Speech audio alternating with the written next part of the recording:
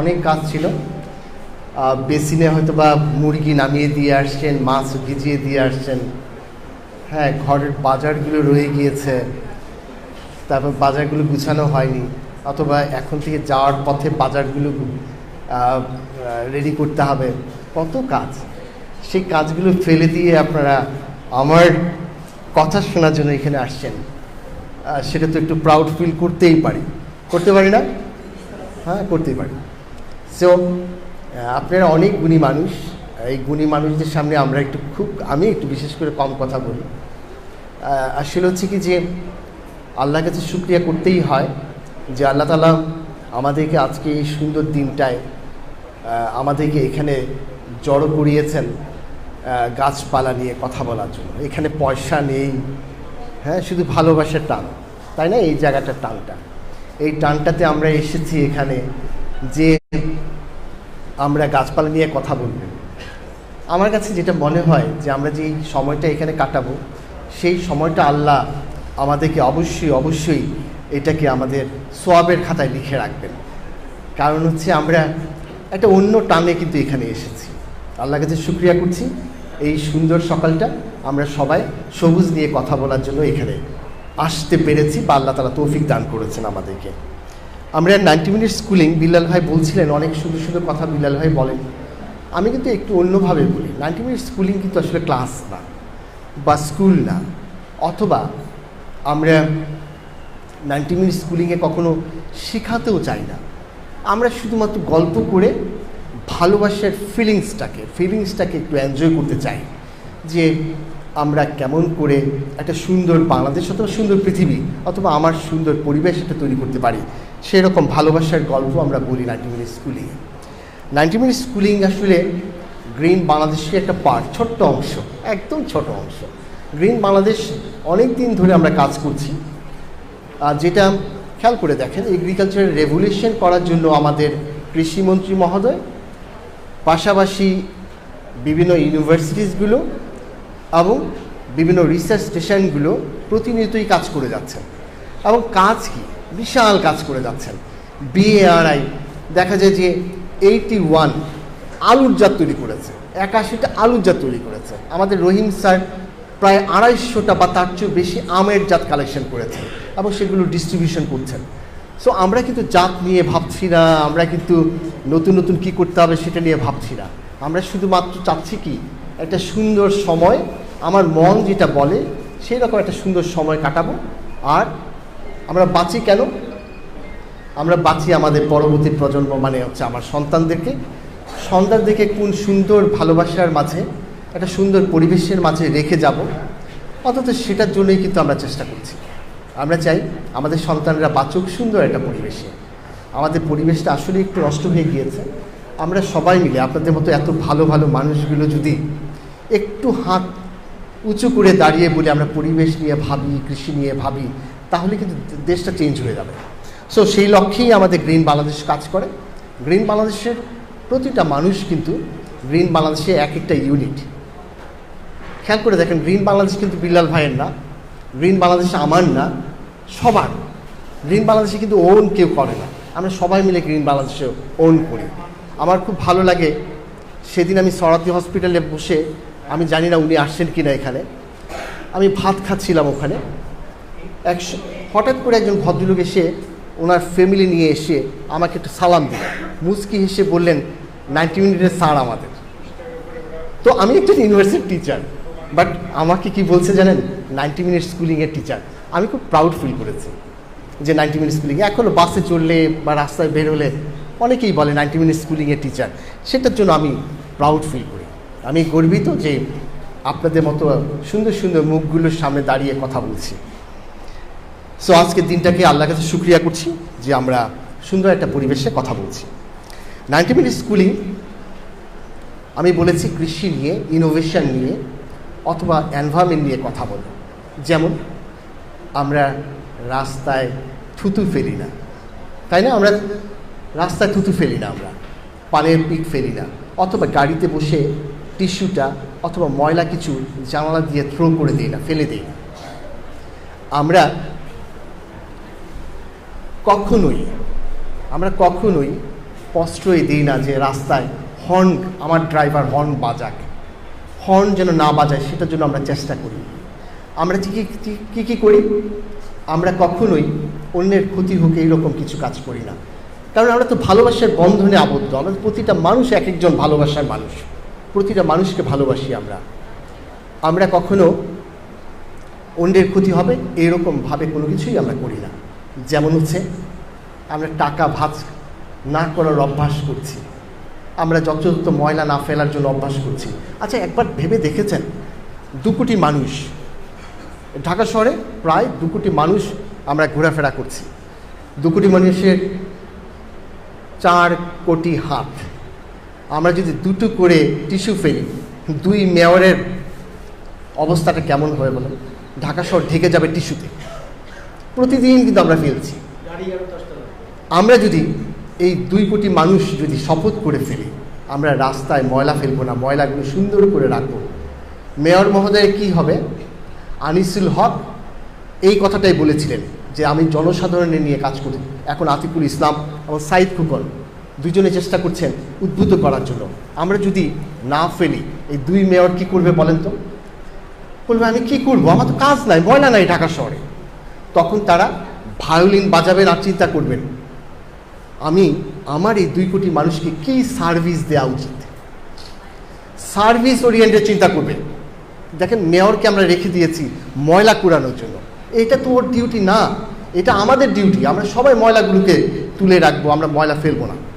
আমরা যদি শপথ করে ফেলি, আজকে এই রুমটাতে যদি শপথ করি যে আমরা ফেলবো না, দেখবেন মেয়র মহোদয় কাজ অনেকাংশেই কমে যাবে। এবং মেয়র মহোদয় কী করবেন জানেন? আপনাদেরকে কীভাবে ভালো রাখা যাবে ইনোভেটিভ আইডিয়াগুলো নিয়ে উনি সারাক্ষণ চিন্তা করবে এবং সার্ভিসগুলো দিবেন। চেষ্টা করছেন কিন্তু আপনাকে সার্ভিস দেওয়ার জন্য, কিন্তু আমরা নষ্ট করে রেখেছি। সো আমরা পরিবেশ নিয়ে কথা বলি। দেখেন, আমাদের পরিবেশ থেকে কিন্তু আমরা অনেক কিছু গাছপালা কেটে ফেলেছি, অক্সিজেনের পরিমাণ ঢাকায় কমে গিয়েছে। আমরা এগুলো কিভাবে বাড়ানো যায়, এর জন্যই তো আমরা ছাদ বাগান নিয়ে উঠে পড়ে লেগেছি, ছাদ বাগান করবো, আচ্ছা গাছপালা লাগাবো। 90 মিনিট স্কুলিং চিন্তা করে যে আমার আপনার সবার মিলে আমরা কিভাবে গাছপালা নিয়ে একটু কোয়ালিটি টাইম স্পেন্ড করব। সেজন্যই আমাদের আজকে যে ক্লাসটা হচ্ছে সেটা হচ্ছে শুধু শীতকালে আমরা কিভাবে সুন্দরভাবে বাগানটা করতে পারি সেই রকম। শীতকাল মনে পড়ে যে শীতকালে আমরা যে, আমার মনে আছে আমি ছোটোবেলায় শীতকালে রমজান মাস যখন হতো তখন শীতের ভয়ে আমি ঘুম থেকে উঠতে পারতাম না। কিন্তু দেখেন, এখন কিন্তু শীত অনেকাংশে কমে গিয়েছে বাংলাদেশে, শীতকাল নাই বললেই চলে। শুধুমাত্র ডিসেম্বরের লাস্ট উইক অথবা জানুয়ারি, এই মিড জানুয়ারি পর্যন্ত কিছুটা শীত থাকে, তারপরে কিন্তু গরম হয়ে যায়। সো এই সময়টায় কীভাবে আমরা কাজে লাগিয়ে, কখন আপনার সিডটা সোয়িং করতে হবে, সিডের জন্য মাটি কীভাবে তৈরি করতে হবে, অথবা আপনার সিডগুলো আর্লি কীভাবে জার্মিনেট করা যায়। অনেকেই দেখেছে সিডগুলো জার্মিনেট করে তারপর গাছগুলো মারা যায়। এরকম কি করলে, আপনি কি গাছ লাগালে আপনি এই সময়টা এনজয় করতে পারবেন, সে নিয়ে আজকে 90 মিনিট স্কুলিং। 90 মিনিট স্কুলিং আমরা শুধু আলোচনা করব, আপনাদের সাথে শেয়ার করব। আমি কিন্তু নলেজ ট্রান্সফার করতে চাচ্ছি না, আমরা এনজয় করতে চাই। তো শাকসবজি এইগুলো আমাদের কিন্তু খুবই প্রিয়। গাজর পছন্দ করেন না সবাই? সময় এসেছে কিন্তু গাজর লাগানোর। ফুলকপি, বাঁধাকপি সবাই পছন্দ করেন না? সবাই ব্রোকলি সবাই পছন্দ করেন। মটরশুঁটির কথা মনে আছে? আমরা যারা বয়স হয়েছে তারা কিন্তু মটরশুঁটি পুড়িয়েও খেয়েছি। ইয়াং জেনারেশন এখন খায় না, কিন্তু আমরা কিন্তু পুড়িয়ে খেয়েছি। সেই দিনগুলোর কথা কি মনে পড়ে? সেই দিনগুলো এনজয় করার সময় আসছে কিন্তু এই যে শীতে, এই শীতে আমরা নানাবিধ জিনিসগুলো করতে পারবো। খেয়াল করে দেখবেন, শীত প্রধান দেশগুলোতে বরফ পড়ে, কিন্তু আমাদের দেশে দেখেন কি সৌভাগ্য, আমাদের বরফ পড়লে কিন্তু আমরা কিন্তু গাছ উৎপাদন করতে পারতাম না। গরিব দেশ, কি করব আমরা? বাট আমাদেরকে আল্লাহ তাআলা এমন দিয়েছে, শীত হবে কিন্তু বরফ পড়ছে না পড়ার জন্যই কিন্তু আমরা কিন্তু সব সবজি কিন্তু এই শীতকালে এখানে করতে পারি। তো সবজিগুলো কি করা যেতে পারে? কেন সবজি করব আমরা? আমাদের পছন্দের খাবার সবজি। এই শীত সিজনটা কিন্তু আমরা বসে থাকি, শীতের সময় কত কিছু খাবো, তাই না? আমরা কিন্তু বসে আছি শীতের সময়, আমরা তাজা সবজিগুলো তুলব আর সেগুলো খাবো। আমরা মাংস আমরা সবসময় পাচ্ছি, সেগুলো আমরা খাচ্ছি এবং এনজয় করছি। বাট এটার ভিতরে আমাদের, যেমন আমি আমার স্টুডেন্টদের সামনে প্রায়শই বলি, গ্রিন বাংলাদেশ আমার ভুঁড়িটা বানিয়ে দিল। আমার গ্রিন বাংলাদেশের মানুষের এতটাই ভালোবাসে, আমাকে ওইটা খাইয়ে খাইয়ে আমাকে ভুঁড়ি বানিয়ে দিয়েছে। তার জন্য খুব লজ্জায় আছি, একটু চাপ দিয়ে রেখেছি। আপনি কিন্তু এই সবজি খেলে সেই ভয়টা নাই। আপনি ইচ্ছা করলে কিন্তু পেট ভরে সবজি খেতে পারবেন। যত বেশি খাবেন দেখবেন আপনার শরীরটা অনেক সুন্দর থাকবে, অনেক মিনারেলসগুলো পাবে, যে মিনারেলসগুলো আপনাকে সুস্থ রাখবে। সো সবজি কিন্তু আমাদের বেশি বেশি করে খাওয়া উচিত, এবং এইটাই হচ্ছে সবজির সময়। আমরা কিন্তু যখন রেইনি সিজনে বলেছিলাম বা সামার সিজনে বলেছিলাম শুধু ফল ফল ফল ফল বলেছিলাম, এখন আসছে সবজির সময়, প্রচুর পরিমাণে খাওয়া যায়। সবজিগুলো কিন্তু অনেক সুন্দর। আমরা মনে আছে আমরা ক্লেমেন্টের নিয়ে আপনাদেরকে চারা দিয়েছিলাম, একটা দেশের বাইরে থেকে আনা। আজ থেকে 4 বছর আগে থেকে শুরু করেছিলাম এটার উপরে গবেষণা। এই ক্লেমেন্টেন কিন্তু এখন বাংলাদেশে খুবই পপুলার এবং সবার ঘরে ঘরে চলে গিয়েছে। যদি না গিয়ে থাকে আমার সাথে যোগাযোগ করবেন আগামী 90 মিনিট স্কুলিংয়ে আপনাদেরকে ইনশাআল্লাহ। টমেটো যত জাত বাংলাদেশে আছে এবং দেশের বাইরে আছে, আমরা চেষ্টা করছি সবাই মিলে চারা দেওয়ার জন্য। আমরা ইনশাআল্লাহ আপনাদেরকে অনেক চারা দিব, যেগুলো চেরি টমেটো অথবা অন্য টমেটোগুলো, আমরা টেবিল টমেটোগুলো দিব। এইরকম কিন্তু ফুলকপি, বাঁধাকপি কালার্ড চলে আসছে, যেগুলো আমাদের স্বাস্থ্যের জন্য খুবই দরকার। আমরা সেগুলো খাওয়ার জন্য চেষ্টা করব। বাংলাদেশের শীতের দিনগুলো মনে পড়ার জন্য এই ছবিটা দিয়েছি। আমার কাছে খুব ভালো লেগেছিল। এই দিনগুলো আমরা হারিয়ে ফেলেছি ঢাকা শহরে। কেমন করে হারিয়ে ফেলেছি এটা গল্প বলি। আমি প্রায় সময়ই ভাবতাম যে শীত আসলে, আমি কিন্তু কাপড় চোপড়ে খুব ক্যালাস। কালকে 2 দিন আগে পরেছিলাম, এখন পর্যন্ত পরছি, খুলে রাখি আবার পরে ফেলি। আমার কাপড় চোপড় রেডি করতে পারি না, এটা করতে পারি না, ইস্ত্রি করতে পারি না। তো কাপড় চোপড়ের ব্যাপারে গত শীতে আমি প্ল্যান করেছিলাম, না সবাই সুন্দর সুন্দর ড্রেস পরে, আমি এবার ব্লেজার কিনবো কয়েকটা। শীত আসুক আরও নতুন নতুন আসবে, এই করছিলাম। কিন্তু মজার ব্যাপার কি জানেন, কখন শীত আসলো, কখন যে চলে গেল, আমার আর কেনা হলো না। তো এই বছর আমার স্টুডেন্টকে বলছিলাম, এবার কিন্তু মনে করিয়ে দিও, শীত পড়ার আগেই কিনে ফেলবো। তো আসলে হচ্ছে বাংলাদেশের শীতটা খুব কম। এই দিনগুলো গ্রামে না গেলে কিন্তু পাওয়া যায় না। এগুলো দেখার জন্য আমরা সবাই মিলে চেষ্টা করব, গ্রামে যাওয়ার জন্য সবাই মিলে চেষ্টা করব গ্রামের দিনগুলো। সো আমাদের দেখা যায় ওই নভেম্বর, ডিসেম্বর, ফেব্রুয়ারি মাস, জানুয়ারি মাসেই এই শীতটা থাকে। ডে এবং নাইট টেম্পারেচার মোটামুটি অনেক কমে যায়, তখন কিন্তু আমাদের ফসলগুলো খুব সুন্দর হয়। সো আমরা উইন্টার সিজনে কী করতে পারি সেগুলো একটু দেখে আসি। আমরা দেখব, মনে রাখবো এবং নিজের বাগানে করার জন্য চেষ্টা করব। আমরা শীতকালে কী করা যায়। নেক্সট উইন্টারে এই যে আমাদের শুরু হয়ে গেল অক্টোবর থেকে, আমরা বলি একটু আর্লি করতে পারলে ভালো, আর লেটে করলে অসুবিধা নেই। আমরা সারা বছর সারাটা সিজন আমরা খেতে চাই। এই ফলগুলো, এই সবজিগুলো খুবই প্রিয় আমাদের, তাই না? দেখেন কত রকমের ব্রোকলি, ফুলকপি, বাঁধাকপি, কত কোল্ড ক্রপস আমাদের। কিন্তু এই ক্রপসগুলো আমরা চেষ্টা করব যে শীতে যতগুলো আমরা অ্যাজাম্পশন করে নিব যে এতগুলো চারা হলে, এতগুলো গাছ হলে আমাদের এতগুলো ফল পেতে পারি। সো সেইগুলো আমরা ক্যালকুলেশন করে আমরা ওই রকমভাবে চাষ করে নিব। এটার জন্য আসলে টবেও করা যায়, বেড তৈরি করে হাফ ড্রামে করা যেতে পারে, অথবা আপনি যদি কাঠের একটা ফ্রেম করে নেন বা পলিথিন বিছিয়ে যদি করে নেন, তাহলে যে কোনোভাবে সবজি চাষগুলো এগুলো করা যেতে পারে। ছোট ছোট গাছ তো আপনার এক সিজনেই চলে যায়। আমরা ক্যাবেজ, কলিফ্লাওয়ার বা অথবা কলরবি, টার্নিপ, এগুলো সবগুলি কিন্তু করতে পারি। আরেকটা ক্রপস খুব আমাদের পপুলার বাংলাদেশে, যেগুলো হচ্ছে গাজর মূলা, তাই না? গাজর মূলা বলতে পারবেন 90 মিনিট স্কুলিং থেকে বা গ্রিন বাংলাদেশ থেকে কে পেয়েছেন কখনো গাজর মূলা? কেউ পান নাই। গাজর মূলা গাছ কখনো পেয়েছেন? পান নাই। কেন পান নাই? মেইন কারণটা হচ্ছে গাজর মূলা ট্রান্সপ্লান্ট করা যায় না, মানে চারা দেওয়া যায় না, সিড লাগাতে হবে আপনাকে। চারা দিলে কি হয়, আপনি হয়তো বা মনে করবেন যে আমি চারা করে দিয়ে দিব। চারা করলে এইরকম রুটটা ভেঙে যায়, ডিফর্ম হয়ে যায়। সো গাজর মূলা আমরা কখনো চারা দিলে সিড আমরা দিই। সো এইরকমভাবে যদি ভেঙে যায় তাহলে কিন্তু আপনার টেস্টও কমে গেল, অথবা আপনার ডিফর্ম হয়ে যাওয়ার পরে কোয়ালিটি হলো না। আমরা কি চাই, আমরা যেন হারভেস্ট করে একটা স্যুপ পেতে চাই, একটা মজার স্যুপ পেতে চাই।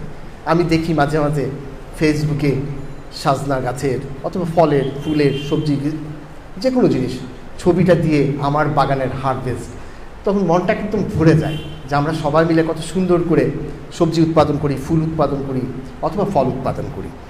সো এগুলো যদি এইরকম শেপ হতো তাহলে ভালো হতো। তাহলে গাজর কি করা যাবে? ট্রান্সপ্লান্ট করা যাবে না, সিড ডাইরেক্ট লাগিয়ে দিতে হবে। 2টা সিড লাগালেন, একটা তুলে ফেলে দিলেন, তাহলে ওই গাজরটা মোটা হবে। পাশাপাশি লাগিয়ে দিলে ধাক্কা খেয়ে খেয়ে চিকন হয়ে যাবে। সো একটা গাছ তুলে ফেলবেন, একটা জায়গায় একটা গাছ যেন মোটা হতে পারে সেই রকম ব্যবস্থা করে আপনার লাগাতে হবে সেটা। এবং মাটিটা হতে হবে ঝুরঝুরা। কেন ঝুরঝুরা হতে হবে? কারণ শিকড় তো ওইটাই মোটা হবে, ঝুরঝুরা। তাহলে অর্গানিক ম্যাটার একটু বেশি লাগবে। গাজর, মূলা এইসব ক্রপগুলো যখন আমরা করব তখন অবশ্যই জৈব পদার্থটা একটু বেশি দিয়ে দেবো। আমরা জৈব পদার্থ যত বেশি দেবো তত বেশি মোটা হবে এবং দেখতে সুন্দর হবে, কালারটা সুন্দর হবে, আবার টেস্টিও হবে। পেঁয়াজ আমাদের প্রতিনিয়ত লাগছে। এখন কিন্তু আমরা ইচ্ছা করলে আপনার বাগানে পেঁয়াজ উৎপাদন করতে পারেন। পেঁয়াজের মজার ব্যাপার কি জানেন? একটা পানির বোতল, বোতলটা কেটে কেটে ছোটো ছোটো করে ঢুকিয়ে দেন বাল্বগুলো, সেখান থেকে পেঁয়াজ গাছ হবে, পাতা কাটতে পারবেন, পেঁয়াজটাও বড় হবে। সো এইরকমভাবেও কিন্তু আপনারা ইচ্ছা করলে ছোটো জায়গায় অনেকগুলো পেঁয়াজ তৈরি করে ফেলতে পারেন। সো আপনাদের যেহেতু এটা মাটির ভিতরে হয়, তাহলে মাটিটা ঝুরঝুরা হতে হবে যেন বড় হতে পারে। যত বেশি ঝুরঝুরা হবে তত বেশি। কীভাবে মাটি তৈরি করতে হবে সেটা আমি কিন্তু পরে একবার দেখিয়ে দেব। আচ্ছা, পেঁয়াজের আমরা কিন্তু ট্রান্সপ্লান্ট করি, বীজ আমরা লাগিয়ে দিই না। আমরা করি কি, পেঁয়াজটা আগে অন্য জায়গায় করে নিই, একটা টবে করে নিলাম চারাগুলো, এই চারাগুলো আবার ছিদ্র করে করে ওই পানির বোতলে অথবা আপনি যদি বেড়ে করতে চান সেখানে বসিয়ে দেবেন। আগে ট্রান্সপ্লান্ট করবে, তাহলে পেঁয়াজটা বড় হবে। ট্রান্সপ্লান্ট না করলে পেঁয়াজ বড় হবে। সো পেঁয়াজ রসুনের বাল্ব লাগিয়ে দেয় তো ইউনিফর্ম হবে এবং বড় হবে। মরিচের ক্ষেত্রে একই রকম। সো খুবই কিন্তু মশারি নিচে করলে ভালো হয়। যদি মশারি না ইউজ করতে চান তাহলে সাবান পানি স্প্রে করেন, আর সাথে একটু নিম তেল, আমি পরে বলবো। আমরা বিভিন্ন ক্লাসে বলেছি না এগুলো, তো সবাই জানি সাবান পানি সাথে যদি একটু নিম তেল দিয়ে দেন তাহলে আর পোকা আসবে না। সেটাও আপনি করতে পারেন। ক্যাপসিকামের জন্য খুবই। টমেটো অ্যান্ড চেরি টমেটো কে পছন্দ করেন না? টমেটো পছন্দ করেন না এমন কেউ আছেন? পছন্দ করেন না? আমরা সবাই পছন্দ করি, এবং যে কাঁচা খাই, সালাদ বানিয়ে খাই, রান্না করে খাই, সবুজ খাই, পাকা খাই, লাল খাই, সবই খাই। সো টমেটো কিন্তু এখন আপনাদের করতেই হবে। আমরা সেই জন্য কিন্তু গ্রিন বাংলাদেশের পক্ষ থেকে আমরা আমাদের যে মাঠ আছে এখানে আমরা প্ল্যান করেছি কয়েক লক্ষ চারা তৈরি করব। ইনশাআল্লাহ আপনারা সবাই পাবেন। আমরা ক্ল্যামেন্টাইন, ওই হলুদ থেকে, চেরি টমেটো থেকে আরম্ভ করে ঝুমকা যে BRI তৈরি করেছে সেটা সহ টেবিল টমেটো, বড় বড় টমেটো হবে, এত বড় বড়, সেই টমেটো চারা আপনাদের জন্য তৈরি করছি আমরা। ইনশাআল্লাহ আগামী কিছুদিনের মাঝে দিয়ে দিব আপনাদের হাতে। তো চেরি টমেটো আমরা পছন্দ করি সবাই, এবং আমরা চেরি টমেটোটা করি এই কারণে যে বাচ্চাকে অনেক সময় দেখা যায় টমেটো খাওয়ানো যায় না, বাট টেবিলে যদি একটু চেরি টমেটো রেখে দেন দেখবেন বাচ্চা কিছুক্ষণ পর পর এসে মুখে দিচ্ছে, তাহলে বাচ্চা খাওয়া হয়ে গেল। সেটাই তো চাই আমরা। আমি বাচ্চা কেন, আমি নিজেও খাই। আর শশার কথা তো বলে লাভ নাই, এই ক্রপসগুলো আমরা খুব পছন্দ করি, এই ক্রপসগুলো আমরা ইনশাআল্লাহ করব। শিম, আমরা 12 মাসে শিম দিয়েছিলাম, এইবার শীতের শিমগুলো দিচ্ছি। আপনি দেখবেন আপনাদের ওখানে যে প্যাকেটে দেওয়া হবে সবাইকে দেওয়া হবে, ভয় পাবেন না, সবাই পাবেন। আমরা কালকে সারা রাত কাজ করেছি, আপনারা ফেসবুকে দেখেছেন মনে হয়। আমরা প্যাকেট করে আমার অনেকগুলো স্টুডেন্ট এবং বিল্লাল ভাই সহ, মামুন ভাই, ফরাদ ভাই, মেরি আপা, সবাই মিলে, মাহবুব, সবাই মিলে আমাদের ক্রিস আপুর দেয়া কিছু সিড আর সবার দেয়া অনেকে পাঠিয়েছেন, সেগুলো আমরা সবগুলো প্যাকেট করেছি আপনাদের জন্য, সবাই পাবেন ইনশাআল্লাহ। সো এই ক্রপসগুলো তো আছেই। বিন অবশ্যই, শিম অবশ্যই করবেন। আমার কেন যেন খুব ভালো লাগে সিম। হ্যাঁ, এই বছর খাইনি এখনও, যাই খুব ভালো লাগে। আলু কে পছন্দ করে না? সবাই খান। এখন হয়তো বা মনে করেন যে কার্বোহাইড্রেট বেশি আছে এর জন্য খান না, কিন্তু আলু কিন্তু মজা। আমি মাংসের সাথে আলু দিলে অনেকেই খায় না, কিন্তু আমার আলুটাই খেতে ইচ্ছা হয়। তো আলু খুব পছন্দ করি, এর জন্য অনেকেই আমাকে আলু জামাল ডাকতো।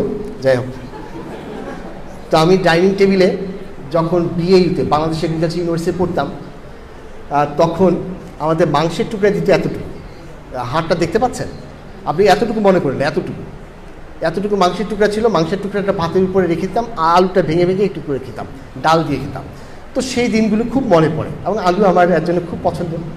যখন কিছুই থাকতো না, আলু ভর্তা খেয়েছি। আমি জাপানে গিয়ে নিজে আলু ভর্তা বানিয়ে খেয়েছি। সো আলু আমার সবসময়, আলু আমার সাথে আছে।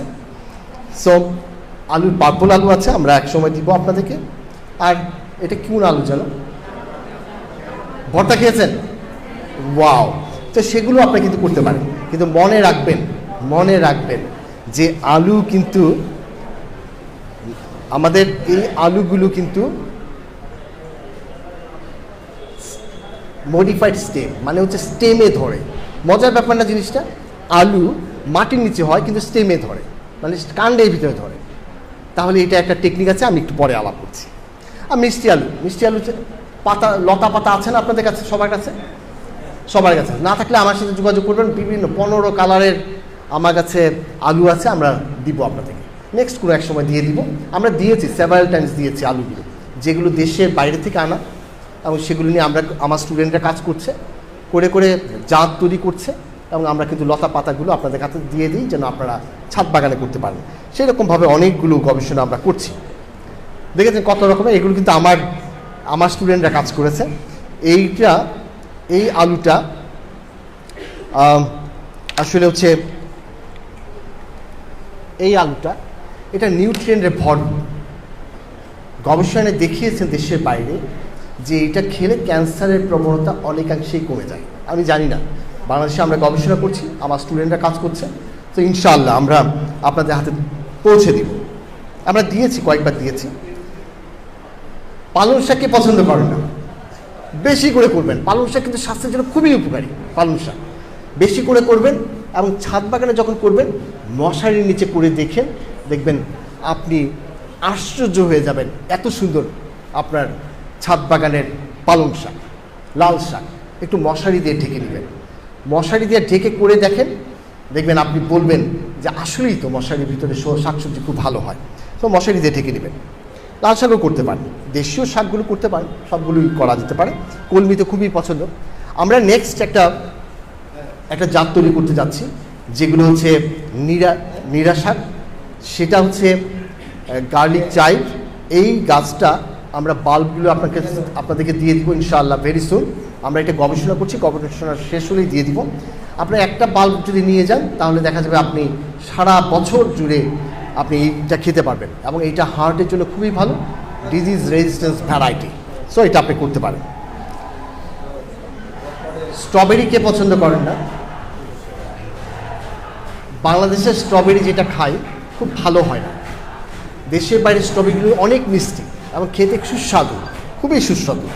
তো আমরা চেষ্টা করছি যে বাংলাদেশে মিষ্টি করার জন্য আমরা একটা টেকনিক ডেভেলপ করছি। আমার এই স্টুডেন্টটা কাজ করছে কীভাবে মিষ্টি বানানো যায়, সেই টেকনিক একসময় আপনাদের সাথে শেয়ার করব। ছাদ বাগানে স্ট্রবেরি একটু, যেহেতু টেম্পারেচারটা খুব বেশি, একটু কম হতে পারে প্রোডাকশন, বাট আপনি যদি অর্গ্যানিক ম্যাটার বেশি করে দেন, জৈব পদার্থ বেশি করে দেন, এবং মশারি দিয়ে ঢেকে রাখেন, আপনার ফল একদম স্যাটিসফ্যাক্টরি, মানে অনেক বেশি ইল পাবেন। আপনি অনেক খুশি হবেন যে 2-3টা গাছে প্রায় 1 কেজি, 1.5 কেজি, 2 কেজি হতে পারে। সো ছাদ বাগানে আপনি কিন্তু এগুলো কিন্তু চারা তৈরি হয়, এখান থেকে কেটে লাগালে চারা হয়ে যাবে। সো আপনি চারার জন্য টেনশন করতে হবে না, একটা চারা নিয়ে আসলে ওখানে 4-5টা হয়ে যাবে, এই সিজনে করে ফেলতে পারবেন। সো এগুলো আপনার সামার, উইন্টার সব সিজনে করতে পারি। পটল, কাঁকরোল খুবই সুস্বাদু পটল, আমরা সেটাও করতে পারি, হ্যান্ড পলিউশন লাগে। এছাড়া আমাদের গোলমরিচ, এগুলো তো আমরা করছি, হলুদ আমরা করছি, এগুলো কিন্তু আপনার ছাদ বাগানে করতে পারেন। ফুল চাষ করবেন না? ফুল চাষ অবশ্যই করবেন। আমাদের মাহবুব সেদিন বলতেছিল যে আমার কাছে একটা সাদা মেরিগোল্ড আছে। তো সাদা মেরিগোল্ডও নাকি এখন আছে, আমি জানতাম না, মাহবুবে আমার বন্ধু থেকে জানলাম। সো এইরকম আপনি কিন্তু চাষ করতে পারেন। গোলাপে চাষ করে ফেলেন, গোলাপ বাগান করে ফেলেন। একটা গোলাপ অনেক ফিলিংস, তাই না? গোলাপ গাছের একটা ফুল হলো, গোলাপকে কে চাষ করেন না? একটা ফুল হলো, এইটা যদি না কাটেন তাহলে কি হবে? গোলাপের পাপড়িগুলো ঝরে পড়বে এবং নিচে দেখবেন একটা সিড তৈরি হয়, আমরা হিপ বলি। হিপ তৈরি হলো এমন একটা ব্রাউন কালারের একটা আঙ্গুরের মতো তৈরি হয়, ছোট। এটার ভিতরে বীজ থাকে, মানে হচ্ছে গাছ তার ফিউচার রিপ্রোডাকশনের জন্য সে তৈরি করে ফেলে। যদি পাপড়িগুলো পড়ে যায় ওখান থেকে গাছে থাকা অবস্থায়, সো আপনাকে কখনোই এই মেসেজটা গাছকে দেওয়া যাবে না যে তুমি আর ফুল উৎপাদন করো না। তার জন্য কী করতে হয়? যখনই ফুল হবে, ফুলটা আপনার মনে হচ্ছে যে এখন কেটে ফেললেই ভালো, তখন আপনি কেটে ফেলবেন, একটা লম্বা করে একটু ডাল সহ কেটে ফেলবেন। কেটে কোথায় দিয়ে আসবেন? শেরেবাংলা এগ্রিকালচার ইউনিভার্সিটি আমার কাছে, যে কাউকে দিয়ে দিবেন। তো কাউকে যদি দিয়ে দেন তাহলে কি মেসেজটা কী হলো? দ্রুত আরও গাছ বের হবে এবং দ্রুত আরও ফুল হবে। আপনি যদি ফুলটা যদি না কাটেন তাহলে কিন্তু আর ফুল হবে না, একটা বা দুইটা ফুল হবে। খেয়াল করে দেখেছেন যারা নার্সারিতে গাছের ভিতরে প্রচুর ফুল হয়, অথবা যারা কমার্শিয়ালি প্রোডাকশন করে, সাভারের দিকে গিয়েছেন ফুল বাগানে, ওখানে একটা গাছে 50টা 60টা ফুল হয়, আপনার টবে মাত্র একটা হয়, দুইটা হয়। খেয়াল করেছেন? শুধু একটা কারণে, যে ফুলের পাপড়িগুলো পড়ে যায়, সে মেসেজ পেয়ে যায় আর সিড উৎপাদন করার দরকার নেই, সিড তো করে ফেলেছে। সো আপনাকে এই মেসেজটা দিতে হবে যে কখনোই আমরা গোলাপ গাছের ফুলের পাপড়ি গোলাপ গাছে থাকা অবস্থায় ঝরে পড়বে, এটা কখনো যেন না হয়। কেটে ফেলবেন, কেটে আপনার প্রিয়জনকে দিয়ে দিবেন, তাহলে দেখবেন আরও গাছ বের হবে, আরও ডালপালা বের হবে। গোলাপের চাষ আপনি করতে পারেন, জারবেরা, অনেক অ্যাস্টার, ক্যালেন্ডুলা, কার্নেশন, কত ফুল বাংলাদেশে, সবগুলো কিন্তু আপনার ছাদ বাগানে থাকতে হবে। ছাদ বাগানে ফুল থাকবে না, পিটুনিয়া থাকবে না, এটা কেমন করে হয়? ছাদ বাগানে একবার পিটুনিয়া লাগান, সারা বছর না হলে এপ্রিল মে পর্যন্ত দেখবেন ফুল ফুটছে। ডায়ান্থাস লাগান, দেখবেন ফুল ফুটছে। সো সেগুলো একটু খেয়াল করে আপনি চেষ্টা করবেন সারা বছর ফুল ফুটানোর জন্য। ফুল যেন ছাদে থাকে, ফুল হচ্ছে ভালোবাসা। এই ফুলগুলো থাকলে দেখবেন আপনার মনটা ভরে যাবে।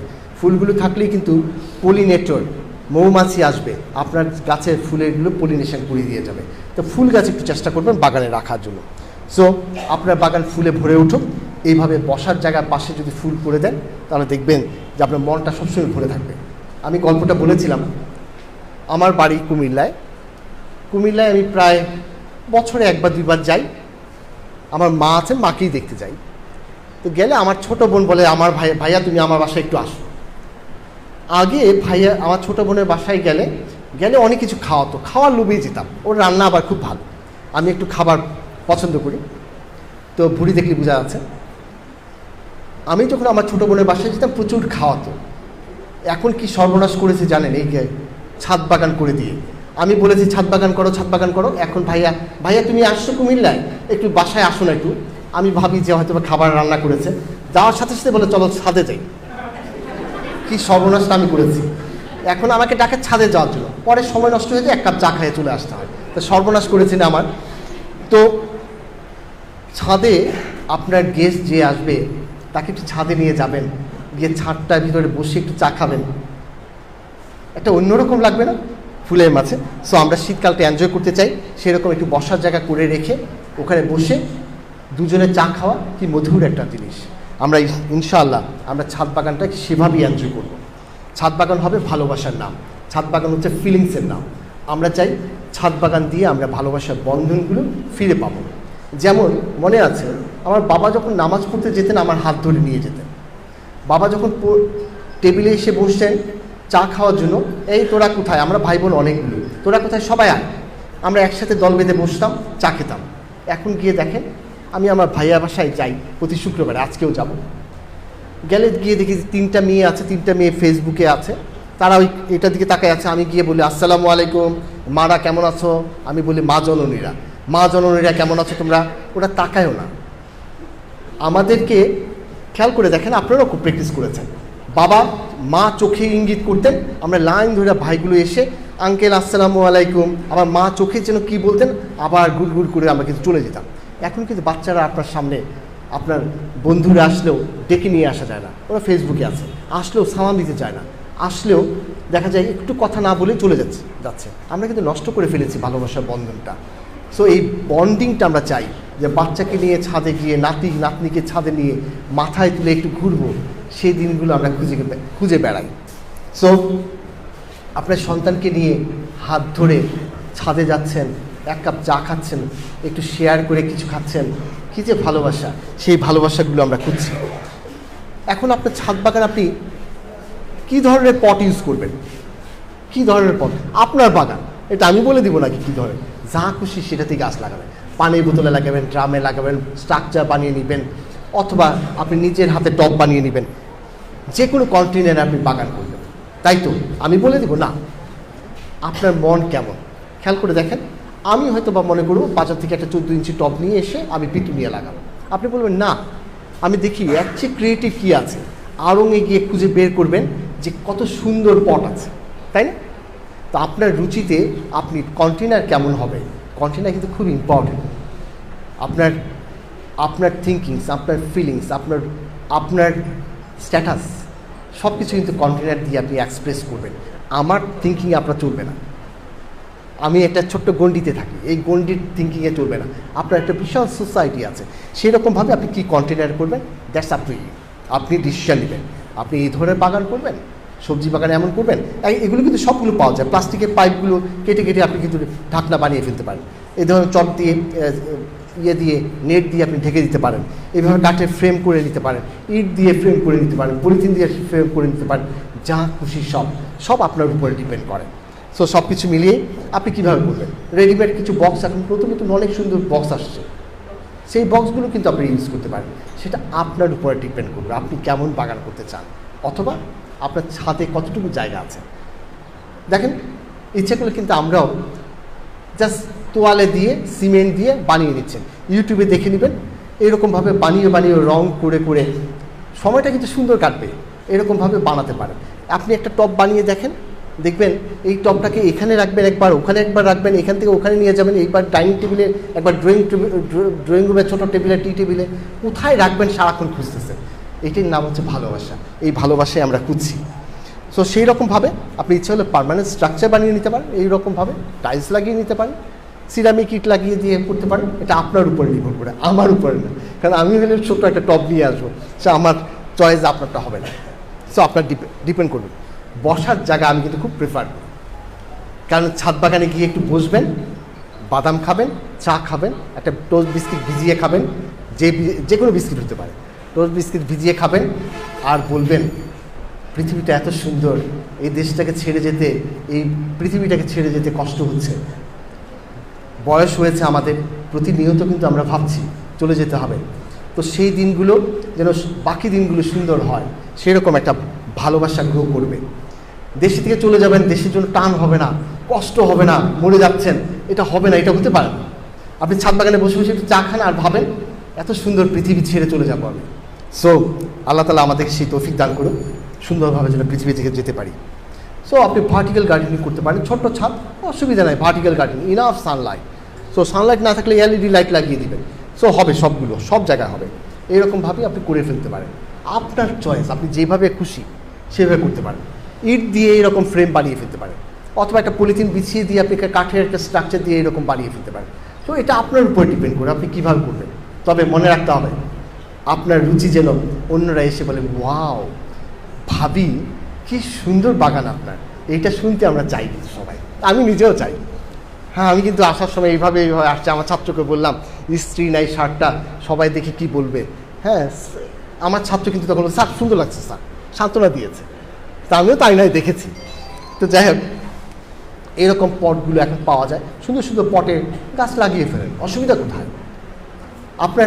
আমি আমার মার বিয়ের সময়ে যেসবগুলো বিয়ের জীবনে যেগুলো কিনেছে, এখন 90 ইয়ার্স ওল্ড, ওনাকে বলি এগুলো ফাটে না কেন মা? তা কেন, কী করতি? আমি বললাম যে এটা গাছ লাগাইতাম। মা দেয় না, ওগুলো রেখে দিয়েছেন, এখনও আছে, কিছু কিছু ফেটেও যাচ্ছে। আমি দোয়া করছি ভেঙে যাক, ফেটে যাক, ফাটে না। আগের জিনিস অনেক ভালো ছিল, ওগুলো কিন্তু গাছ লাগানোর জন্য খুব ভালো। তো যাই হোক, যে কোনো পটে লাগাতে পারেন, ড্রামে লাগাতে পারেন, ইজি, কনভিনিয়েন্ট এবং সস্তা। এই ড্রামগুলো ইচ্ছা করলে আপনি করতে পারেন, কেটে ফেলেন, কেটে দুইটা বানিয়ে ফেলেন, অসুবিধা কোথায়? আপনার পছন্দ, আপনি যেভাবে খুশি সেভাবে করবেন। আসলে ভালোবাসা দরকার, আপনি শ্রম দিতে হবে। সুন্দর শ্রম দিলে একটু ভুঁড়িটাও কমবে। তো সব কিছু মিলিয়ে আমরা চাই সুন্দর একটা বাগান হোক, যে কোনো ড্রামে হোক, ইয়াতে হোক। আমার বাগান আমার পছন্দের হবে, আপনার বাগান আপনার পছন্দ হবে।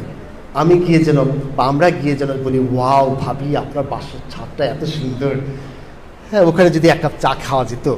এইরকম যেন সবসময়। 90 মিনিটস কুলিং হচ্ছে ভালোবাসার নাম। আমরা ভালোবাসতে চাই, গাছকে ভালোবাসি, পরিবেশকে ভালোবাসি, দেশটাকে ভালোবাসি। আমরা সবাই ভালোবাসার বন্ধনে আবদ্ধ। 90 মিনিটস কুলিং গাছ লাগালে কিন্তু সার ব্যবস্থাটা কেমন হবে, মাটি কেমন হবে, আমি 90 মিনিটস কুলিংয়ে সেভারাল টাইমস বলেছি, তাই না? আমরা মাটি তৈরি জানি সবাই। সো খাবারগুলো আমরা কী করি, ইউরিয়া, টিএসপি, এমপি, এইসব সারগুলোই সাধারণত দিয়ে থাকি, তাই না? আর বাকি খাবারগুলো কোথা থেকে পায়? সব সৃষ্টিকর্তা, থ্যাঙ্কস গড। তো সৃষ্টিকর্তা দেখেন কেমন মাটি তৈরি করে দিয়েছেন, সেই মাটি থেকে যুগের পর যুগ আমরা কিন্তু খাবারগুলো গাছ পেয়ে যাচ্ছে, গাছ বেঁচে থাকে। এই খাবারগুলো ম্যানেজমেন্ট করা হচ্ছে ব্যাপার। দেখেন বাতাস থেকে গাছ অক্সিজেন নেয়, হাইড্রোজেন নেয়, আর কার্বন ডাইঅক্সাইড থেকে কার্বন নেয়। বাতাস থেকে গাছ নিয়ে যাচ্ছে সৃষ্টিকর্তা। দেখেন আমরা কার্বন ডাইঅক্সাইড ছাড়ছি, গাছ কার্বন ডাইঅক্সাইড খেয়ে ফেলছে, খেয়ে আবার অক্সিজেন বানাচ্ছে, অক্সিজেন আমরা খেয়ে আমরা সাবাস বলছি। দেখেন গাছ আমাদের তাহলে বন্ধু না? আমাদের যে সবচেয়ে ইম্পর্টেন্ট যে জিনিসটা, সবচেয়ে ইম্পর্টেন্ট কি? পানি না খেয়েও অনেক ঘন্টা থাকা যাবে, একটু নাকটা বন্ধ করে দেখেন, আপনি দেখবেন অক্সিজেনের অভাবে কয়েক সেকেন্ডের ভিতরে শেষ। সো সবচেয়ে ইম্পর্টেন্ট কি? অক্সিজেন। সেই অক্সিজেনটা কে দেয়? গাছ দেয়। যেহেতু গাছ দেয়, গাছকে একটু ভালোবাসবেন না আপনারা? গাছের ভিতরে যখন পিন বসায় কষ্ট লাগে না আপনার? গাছে তো জীবন আছে। আপনি খেয়াল করে দেখেন, লাইটটাকে একটু ঘুরিয়ে ঘুরিয়ে দেখেন, গাছগুলি ঘুরছে, এই পাশে যায় ওই পাশে যায়, লাইটের জন্য সে যায়। সো আপনার সব কিছু, লাইট কিন্তু খুবই ইম্পর্টেন্ট।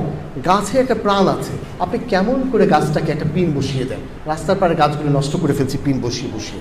এইরকম অনেকগুলো খাবার আছে যেগুলো বেশি পরিমাণে খায়, বা পাশে দেখিয়েছি, এই পাশটাতে বেশি পরিমাণে খায়, এই পাশটাতে কম পরিমাণে খায়, কিন্তু খায়।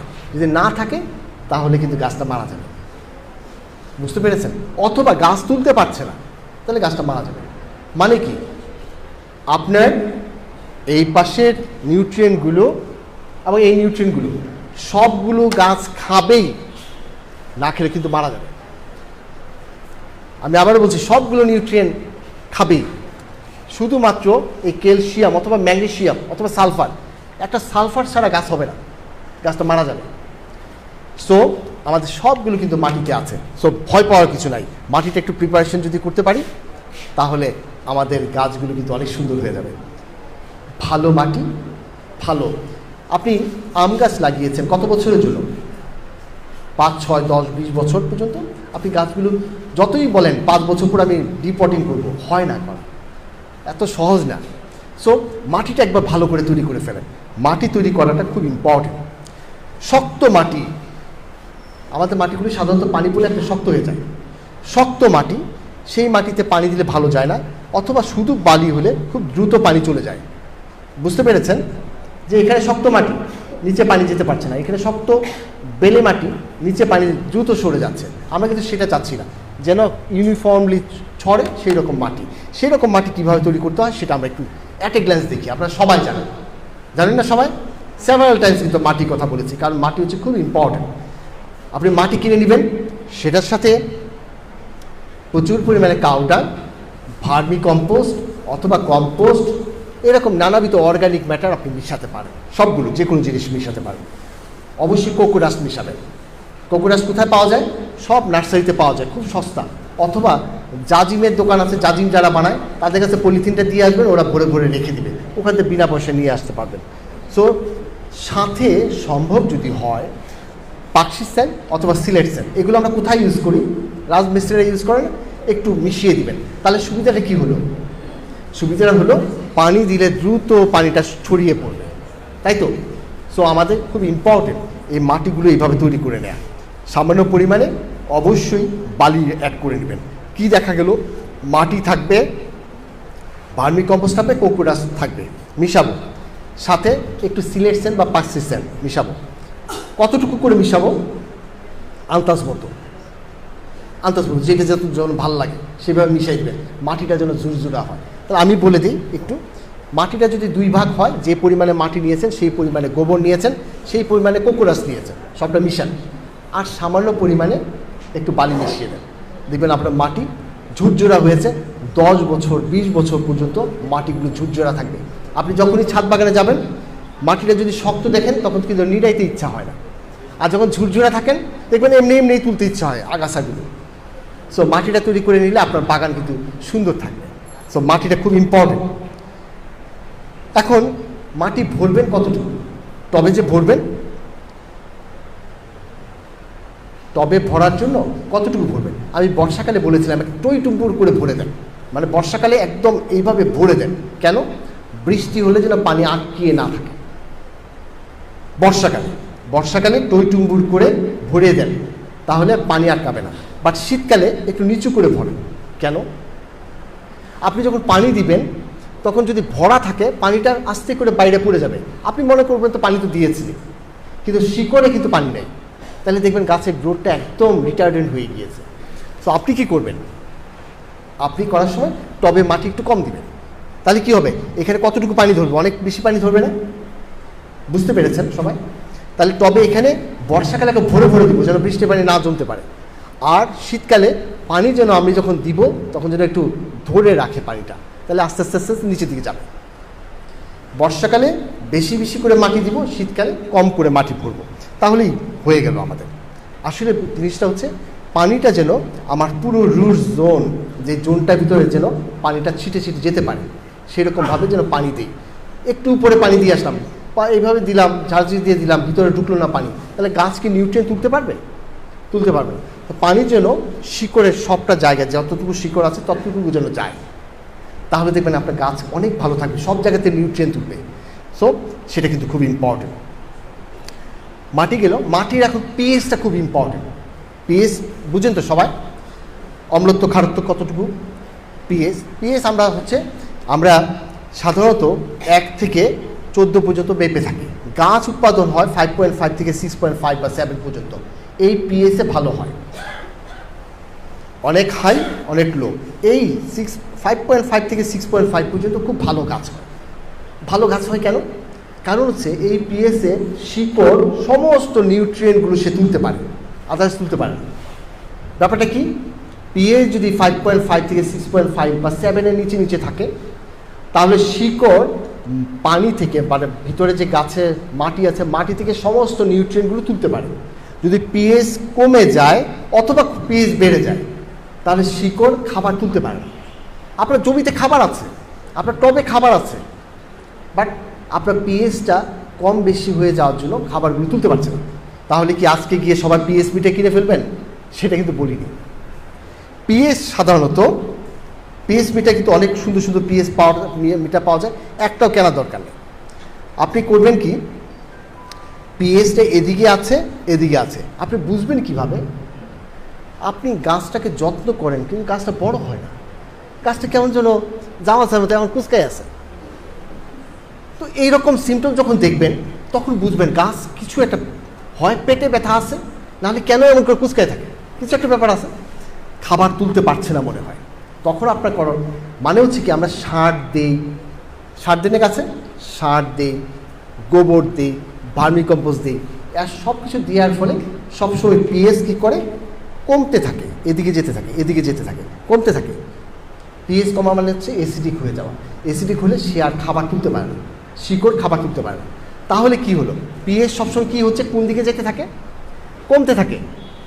যা কিছু ইউজ করি পিএইচ কমতে থাকে, তাহলে পিএইচটা বাড়ানোর জন্য পিএইচ মিটার না কিনে আমরা সবসময় পিএইচ বাড়ানোর জন্য চেষ্টা করি। সার দিলে পিএইচ কমে, গোবর দিলে পিএইচ কমে, ভার্মি কম্পোস্ট দিলে পিএইচ কমে। তাহলে আমরা এত কিছু না চিন্তা করে পিএইচটাকে একটু বাড়ানোর জন্য সবসময় কী ব্যবস্থা নেওয়া যায় সেটা চিন্তা করি, সেটা একটু চিন্তা করি। পিএইচ যাই দিই পিএইচ কিন্তু কমতে থাকে। সো আমরা পিএইচটাকে বাড়াতে চাই। বাড়াতে সহজ বুদ্ধি, আমি মাটিতে চুন ইউজ করবো, যেই চুন পান, এই ওয়ালের চুন বলেন, পান খাওয়ার চুন বলেন, সব চুন এক চুন, ক্যালসিয়াম কার্বনেট। এই ক্যালসিয়াম কার্বনেট যদি ইউজ করেন, এখন চুন বাজার থেকে কিনে নিয়ে আসলেন, কতটুকু করে দিবেন? আরে সমস্যা, গাছ আছে আম গাছ, বড় আম গাছ, তাহলে আমি কী করব? এরকম নানাবিধ সমস্যা আসতে পারে। চুন সবসময় খেয়াল রাখবেন, চুন কিন্তু হিট জেনারেট করে, গরম হয়ে যায় কিছুক্ষণ একটু পানি ছিটা পড়লে। চুনটা বাজার থেকে নিয়ে আসবেন একটা পাত্রের ভিতরে, যেগুলো আর কোনোদিন পাত্রটা ইউজ করবেন না, কারণ পাত্রটা গলে যাবে বা নষ্ট হয়ে যাবে। এই রকম কাগজের ঠোঙা হতে পারে, সেখানে রেখে আপনি একটু পানি ছিটা দিয়ে রাতটা রেখে দেন, পানি ছিটা দিবেন, রেখে দেন, দেখবেন সারা রাতে এটা পাউডার হয়ে গিয়েছে, হিট রিলিজ করে করে পাউডার হয়ে গিয়েছে। পাউডার হলে এখন ব্যবহার করা খুব সহজ না। আপনি যদি বালতির ভিতরে ভিজাতেন তাহলে চুন গরম হয়ে বালতিটা বাঁকা টাকা হয়ে যেত, দরকার নাই, শুধু পানি ছিটিয়ে দিয়ে দেয়, পাউডার হয়ে গেল। এখন আপনি চিন্তা করেন টপটা কতটুকু, অথবা ড্রামটা কতটুকু। ড্রামের ভিতরে আম গাছ আছে একটা, এখন আমি চুন দিব কীভাবে? জামা চাচা চুন বলছে কি গাছ তুলে ফেলে মাটির ভিতরে মিশাবো? এত টেনশন করার দরকার নেই। শিকড়টার বাইরের অংশে, ড্রামের লাস্ট পোর্শনে, আপনি বড় ড্রাম যদি হয় টেবিল স্পুন যেটা দিয়ে আমরা ভাত খাই, চায়ের টেবিল না, চায়ের স্পুন না, টিস্পুন না, টেবিল স্পুনের 2 থেকে 3 ম্যাক্সিমাম 4, যদি বড় ড্রাম হয় 4 স্পুন আপনি একদম বর্ডার দিয়ে মিশিয়ে দেন। মিশিয়ে দিয়ে পানি দিয়ে না আজকে আর পানি দিয়ে না, মাটির সাথে মিশিয়ে সে আস্তে আস্তে ঠান্ডা, আরও ঠান্ডা হয়ে যাবে। এরপর যদি পানি দেন কোনো অসুবিধা নেই। যদি নতুন মাটি, এই যে টমেটোর জন্য চারা করবেন, মাটি এখন জমিয়েছেন না, সেটার ভিতরে গোবর দিয়েছেন, আন্দাজ করে নেন 10 থেকে 12 কেজি, 20 থেকে 25 কেজি এইরকম যদি হয়, 10 থেকে 12 কেজি 2 টেবিল স্পুন দিলেই যথেষ্ট। যদি তার চেয়ে বেশি হয় 12 ইঞ্চি টবের জন্য 2 টেবিল স্পুন দিলেই যথেষ্ট। এইরকম মাথায় চিন্তা করে না এখন টেলিফোন করে যায় না, নেই বই কোথায়, বই খুঁজে দরকার নাই। এগ্রিকালচার হচ্ছে মা করতেন, আমি কিন্তু এগ্রিকালচার শিখেছি মায়ের সাথে। আমার মা কি করতেন, একটা সিমের বিচি নিয়ে লাগাতেন, তখন আমরা ওইটা পিছিয়ে যাইতাম। তো মা যদি ওইটা পারেন তাহলে আমরা পারবো না কেন? আমরা সবাই পারব, কারণ আমরা এখন অনেক ট্যালেন্ট হয়েছি। সো ওইটা নিয়ে এত টেনশন না করে আপনি শুধুমাত্র আন্দাজ করে চুন দিয়ে দেবেন, মাটির সাথে মিশিয়ে একটু ঢেকে রাখেন, তাহলে দেখবেন আপনার গাছ একদম, চুন ব্যবহার করলে গাছ কিন্তু অনেক সুন্দর হয়। চুন ব্যবহার না করলে অথবা চুনের অভাব হয়েছে, এটা বুঝবেন কি করে? দেখবেন এই সময়ে অনেকের গাছে দেখবেন যে টমেটোর নিচে, ক্যাপসিকামের নিচের অংশ পচে যাচ্ছে কিন্তু গন্ধ নাই, পচে যাচ্ছে বাট গন্ধ নাই, তাহলে বুঝবেন এটা ক্যালসিয়ামের অভাব। এবার টমেটোতে খেয়াল করে দেখেন একটু, যে কারো গাছে টমেটো অথবা বেগুন, ক্যাপসিকাম এগুলো ভিতরে একটু নিচের থেকে পচে আসতেছে কিনা, তাহলে বুঝবেন এটা হচ্ছে চুনের অভাব, তাইলে চুন দিতে হবে। তো আগামীতে মাটি তৈরি করার সময় অবশ্যই একটু চুন দিয়ে নেবেন জমিতে। জি ম্যাডাম প্লিজ।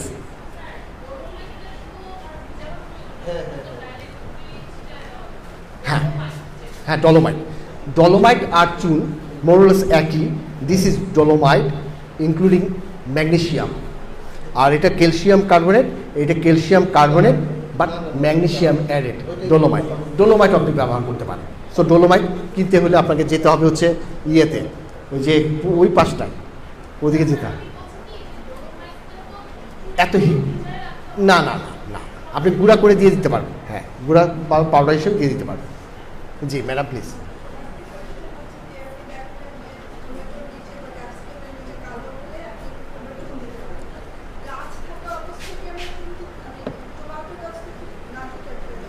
হ্যাঁ, টমেটো গাছের কথা কিন্তু আমি একটু অন্যভাবে বলেছি, যে এখন থেকে যেহেতু আমরা টমেটো, বেগুন এগুলোর জন্য বেড তৈরি করব, আপনি মাটিটার সাথে এখনই মিশিয়ে ফেলেন, মিশিয়ে একটু ঢেকে রাখেন, দেখবেন সবগুলো পোকামাকড়ের ডিমগুলো সবগুলো নষ্ট হয়ে যাবে। এটার জন্য খুবই ভালো। আপনি একটু পলিথিনটা ঢেকে রাখেন চুন দিয়ে, এই গরমে সে কিন্তু পোকামাকড়ের ডিমগুলো নষ্ট হয়ে যাবে, সেটা খুব ভালো হবে। আমি কিন্তু ড্রামে অবস্থিত আম গাছ, জাম গাছ, লিচু গাছ, যে গাছগুলো আছে, পেয়ারা গাছ, এগুলোতে ব্যবহার করার সময় আমি বলেছি একটু দূরে দিয়ে আপনি ইচ্ছাগুলো দিয়ে দিতে পারেন। দিলে আস্তে আস্তে পানির সাথে মিশে এটা সব জায়গাতে চলে যাবে। তখন আপনার গাছের চেহারা দেখবেন হলুদ হয়ে যাচ্ছে, আম গাছের পাতা পড়ে যাচ্ছে, এরকম সিমটম যখন দেখা দিবে, চুন দিলে দেখবেন আবার গ্রিনিশ হয়ে উঠছে। সো সেটা সম্ভব। আমরা চুন আর ডলোমাইটের পার্থক্য দেখিয়েছি। আপনি যখন বাগান করতে যাবেন তখনই দেখবেন পিঁপড়া আসা শুরু হয়েছে। এখন কিন্তু পিঁপড়া আক্রমণ খুব বেশি। কারণ কি? শীতের সঞ্চয় চাই খাদ্য, কি যেন ভুলে গিয়েছি, আমি ভুলে গেছি। হ্যাঁ, শীতের সঞ্চয় তারা করবে, করে এই পিঁপড়াগুলো দৌড়ে আসে। পিঁপড়াগুলো আসা মানেই হচ্ছে আপনার কিন্তু ডিজিজ নিয়ে আসবে অথবা পোকা নিয়ে আসবে। কী জন্য নিয়ে আসে? মিলিবাগ। বাহ, সুন্দর। আমাদের গ্রিন বাংলাদেশের মেম্বাররা অনেক learned person. So mealybug, we পোকা এগুলো যদি থাকে অথবা পিঁপড়া যদি থাকে তাহলে 2 রকমভাবে পিঁপড়া থাকে। দেখবেন আপনি টবগুলো একটু সরিয়ে দেখেন, টবের নিচে প্রচুর পরিমাণে পিঁপড়া হয়ে আছে, মানে সে কিছুদিন পরে মিলিবাগ নিয়ে আসবে। আবার মাটির সাথে মিশানো অনেক সময় পিঁপড়া থাকে। টবের নিচে যদি পিঁপড়া থাকে তাহলে এটাকে সরিয়ে দেওয়া খুব সহজ। বাবারে চাঁদরে তুমি চলে যাও এখান থেকে বললেই হয়। ওকে যদি বলেন আর একটু যদি কেরোসিন তেল ছিটিয়ে দেন তাহলে পিঁপড়ারা অনেক ভদ্র, আপনার বাগান থেকে চলে যাবে সে। বাট মাটির সাথে মিশিয়ে থাকলে ওখানে তো আর চুন দিতে কেরোসিন দিতে পারছেন না, তখন কি করবেন? তখন আপনাকে একটু ডিস্ট্রাকটিভ ওয়েতে যেতে হবে। তখন আপনাকে সেভিন পাউডার পাওয়া যায় বাজারে। সেভিন যদি দেন ওই পোকা বা ওই পোকাগুলো সরে যাবে বা মরে যাবে। সেভিন ডাস্ট বলি আমরা, সেভিন পাউডার হিসেবে পাওয়া যায় সেগুলো। আর যদি টবের নিচে থাকে তাহলে কি দিবেন, একটু কেরোসিন ছিটিয়ে দিবেন, চলে যাবে। ফিনিশ দিলেও হবে,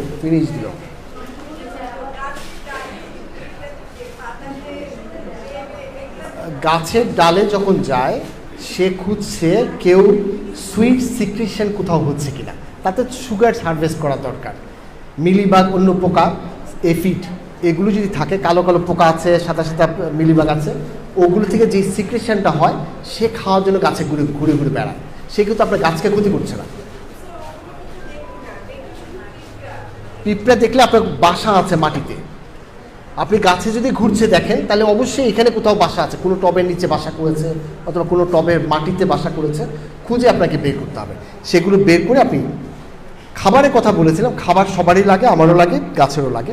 আমরা ইউরিয়া টিএসপি এমপি দিই, বাট আমার একটা কথা আছে যে আমরা কি একবার ভেবে দেখেছি, আপনি কি কখনো চিন্তা করেছেন যে আমাকে 10 কেজি টমেটো প্রোডাকশন করতে হবে, 20 কেজি প্রোডাকশন করতে হবে? সেই রকম আমাদের চিন্তা নাই। আমাদের চিন্তা হচ্ছে আমার গাছে টমেটো ধরেছে, ভালোই তো ধরেছে, টমেটোগুলো সুন্দর হয়েছে, তাহলে হোয়াই কেমিক্যালস? আমরা কেমিক্যালস না দিয়ে আমরা আদি যেভাবে চাষ করতাম ওইভাবে যদি চিন্তা করি, আমরা কোকোডাস ব্যবহার করেছি, হাড়ের গুঁড়া অথবা খোল পচা, গোবর, ভার্মি কম্পোস্ট, এগুলো যদি ব্যবহার করি, আপনার ছাদ বাগান তো কমার্শিয়ালি করছেন না যে আমাকে 10 কেজি প্রোডাকশন হতে হবে, একটা টমেটো গাছে 3 কেজি হতে হবে, তা তো আমরা ভাবছি না। আমরা 3 কেজিও করতে পারবেন যদি আপনি অর্গানিক্যালি আর একটু সিস্টেমেটিক করেন। একটা টমেটো গাছে 3 কেজি প্রোডাকশন হয় কেমিক্যাল ফার্টিলাইজার দিলে, আপনি অর্গানিক দিয়েও 3 কেজি প্রোডাকশন করতে পারবেন একটু কেয়ারফুলি করলে।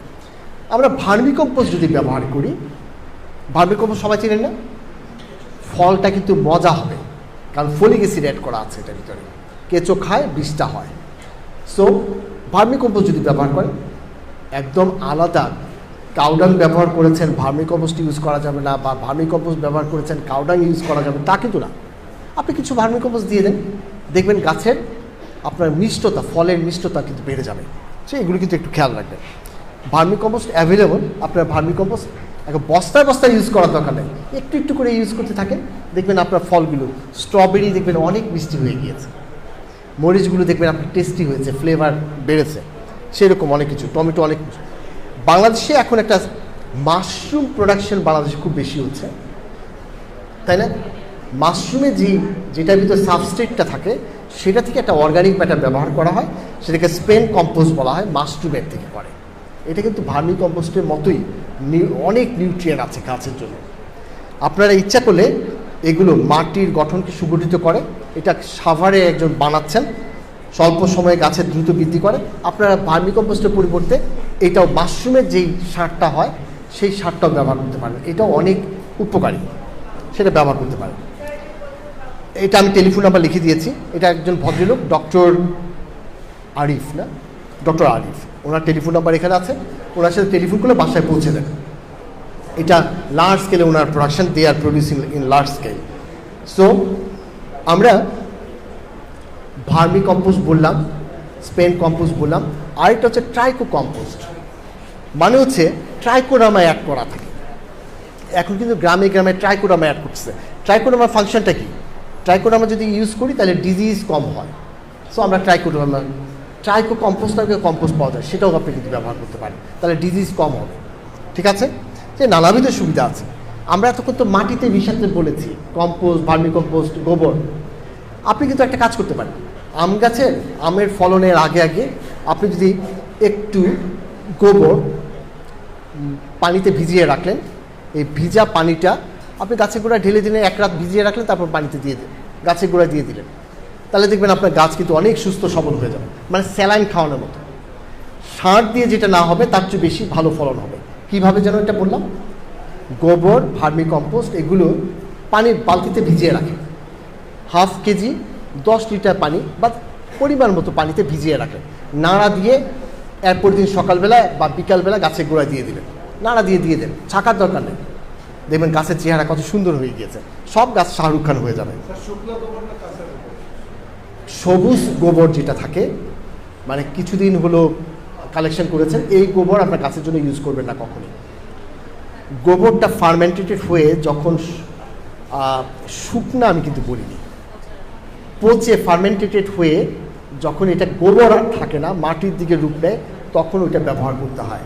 কাঁচা গোবর ব্যবহার করলে অ্যামোনিয়া গ্যাস উৎপাদন হয়ে গাছের গোড়া নষ্ট করে ফেলতে পারে। খেয়াল রাখবেন, শুকনা আমরা বলি না, আমরা বলি পচা এবং শুকনা গোবর ব্যবহার করতে হবে। হ্যাঁ, পচে যাওয়ার পরে শুকনা। হ্যাঁ, আপনি সবুজ গোবরটা শুকিয়ে নিলেন এক রাতে, সেটা হবে না, এটা পচিয়ে নিতে হবে।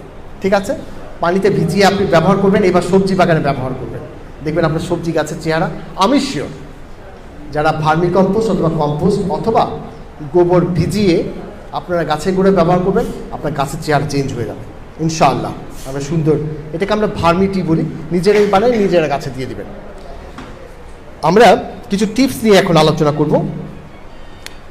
গাছ অনেক সময় দেখা যায়, অনেকে বলে স্যার ভাইরাসে ধরছে আমার গাছে। আসলে কি ভাইরাস? ভাইরাস হলে কী সিমটম হয়? ভাইরাস হলে গাছগুলো কি হয় কেউ বলতে পারবেন? পেঁপে গাছ অথবা মরিচ গাছ, পাতাগুলো কুকড়ে যায়, হলুদ হলুদ হয়ে যায়, গাছটা ডোয়ার্ফ হয়ে যায়, মানে বড় হয় না, তাই তো? এগুলোকে ভাইরাস বলি। কিন্তু সব গাছই যে ভাইরাসের কারণে এইরকম হয়েছে তা কিন্তু নয়। আমাদের মাটিতে প্রচুর পরিমাণে নেমাটোড থাকে, আমাদের মাটিতে প্রচুর পরিমাণে নেমাটোড থাকে, সিঙ্গেল সেলুলার, এতটুকু ছোট ছোট মাইক্রোস্কোপিক। তারা হচ্ছে গাছের গোড়ার ভিতরে, শিকড়ের ভিতরে, এইভাবে শিকড়ের ভিতরে মাথাটা ঢুকিয়ে দেয়, পেছন পশটা বাইরে রেখে দেয়। সালোক সংশ্লেষণ, ফটোসিনথেসিস হয়ে যে খাবারগুলো তৈরি হয়, সেই খাবারগুলো সে বের করে মাটিতে দিয়ে দেয়। তার কাছে নাকি এটা ভালো লাগে, এইরকম কাজ করতে থাকে। ফলশ্রুতিতে কী হয়? গাছের পাতা খাবার তৈরি হয়, কিন্তু গাছে কোনো কাজে লাগে না, গাছ উইক হয়ে যায়, হলুদ হয়ে যায় এবং গাছে। তাহলে আপনি কেমন করে বুঝবেন আপনার টমেটো গাছ যদি এমন হয় ভাইরাস হয়েছে নাকি নেমাটোডে ধরেছে? একটা গাছ যদি তুলেন, তাহলে টমেটো গাছে কি এইরকম নডিউল হবে? যদি টমেটো হবে না, শুধুমাত্র শিম গাছে হয়, লিগুমিনাস ক্রপসে হয়। টমেটো গাছে, বেগুন গাছ, মরিচ গাছ, লাউ গাছ যদি তুলে দেখেন যে শিকড়ের ভিতরে গোটা গোটা হয়েছে, তাহলে বুঝতে হবে এটা নেমাটোড হয়েছে। বাংলাদেশের এমন কোনো মাটি নাই যে মাটিতে নেমাটোড নাই। সো আপনি যে মাটিগুলো কালেকশন করছেন অথবা আপনার ছাদে যে মাটিগুলো আছে, সেগুলো সবগুলোতে কিন্তু নেমাটোড আছে। সো আপনাদের ভাইরাস সিমটম দেখাতেই পারে। তাহলে আপনি কি করবেন? যখনই দেখবেন এইরকম সিমটম দেখা দিয়েছে, গাছের পাতা ভাইরাসে ধরেছে মনে হয়, সাথে সাথে বুঝবেন হয় ভাইরাস, না হলে নেমাটোড। একটা গাছ তুলে দেখবেন, যদি দেখেন যে না এটার ভিতরে নডিউল হয় নাই, দানা দানা হয় নাই, তাহলে এটা ভাইরাস।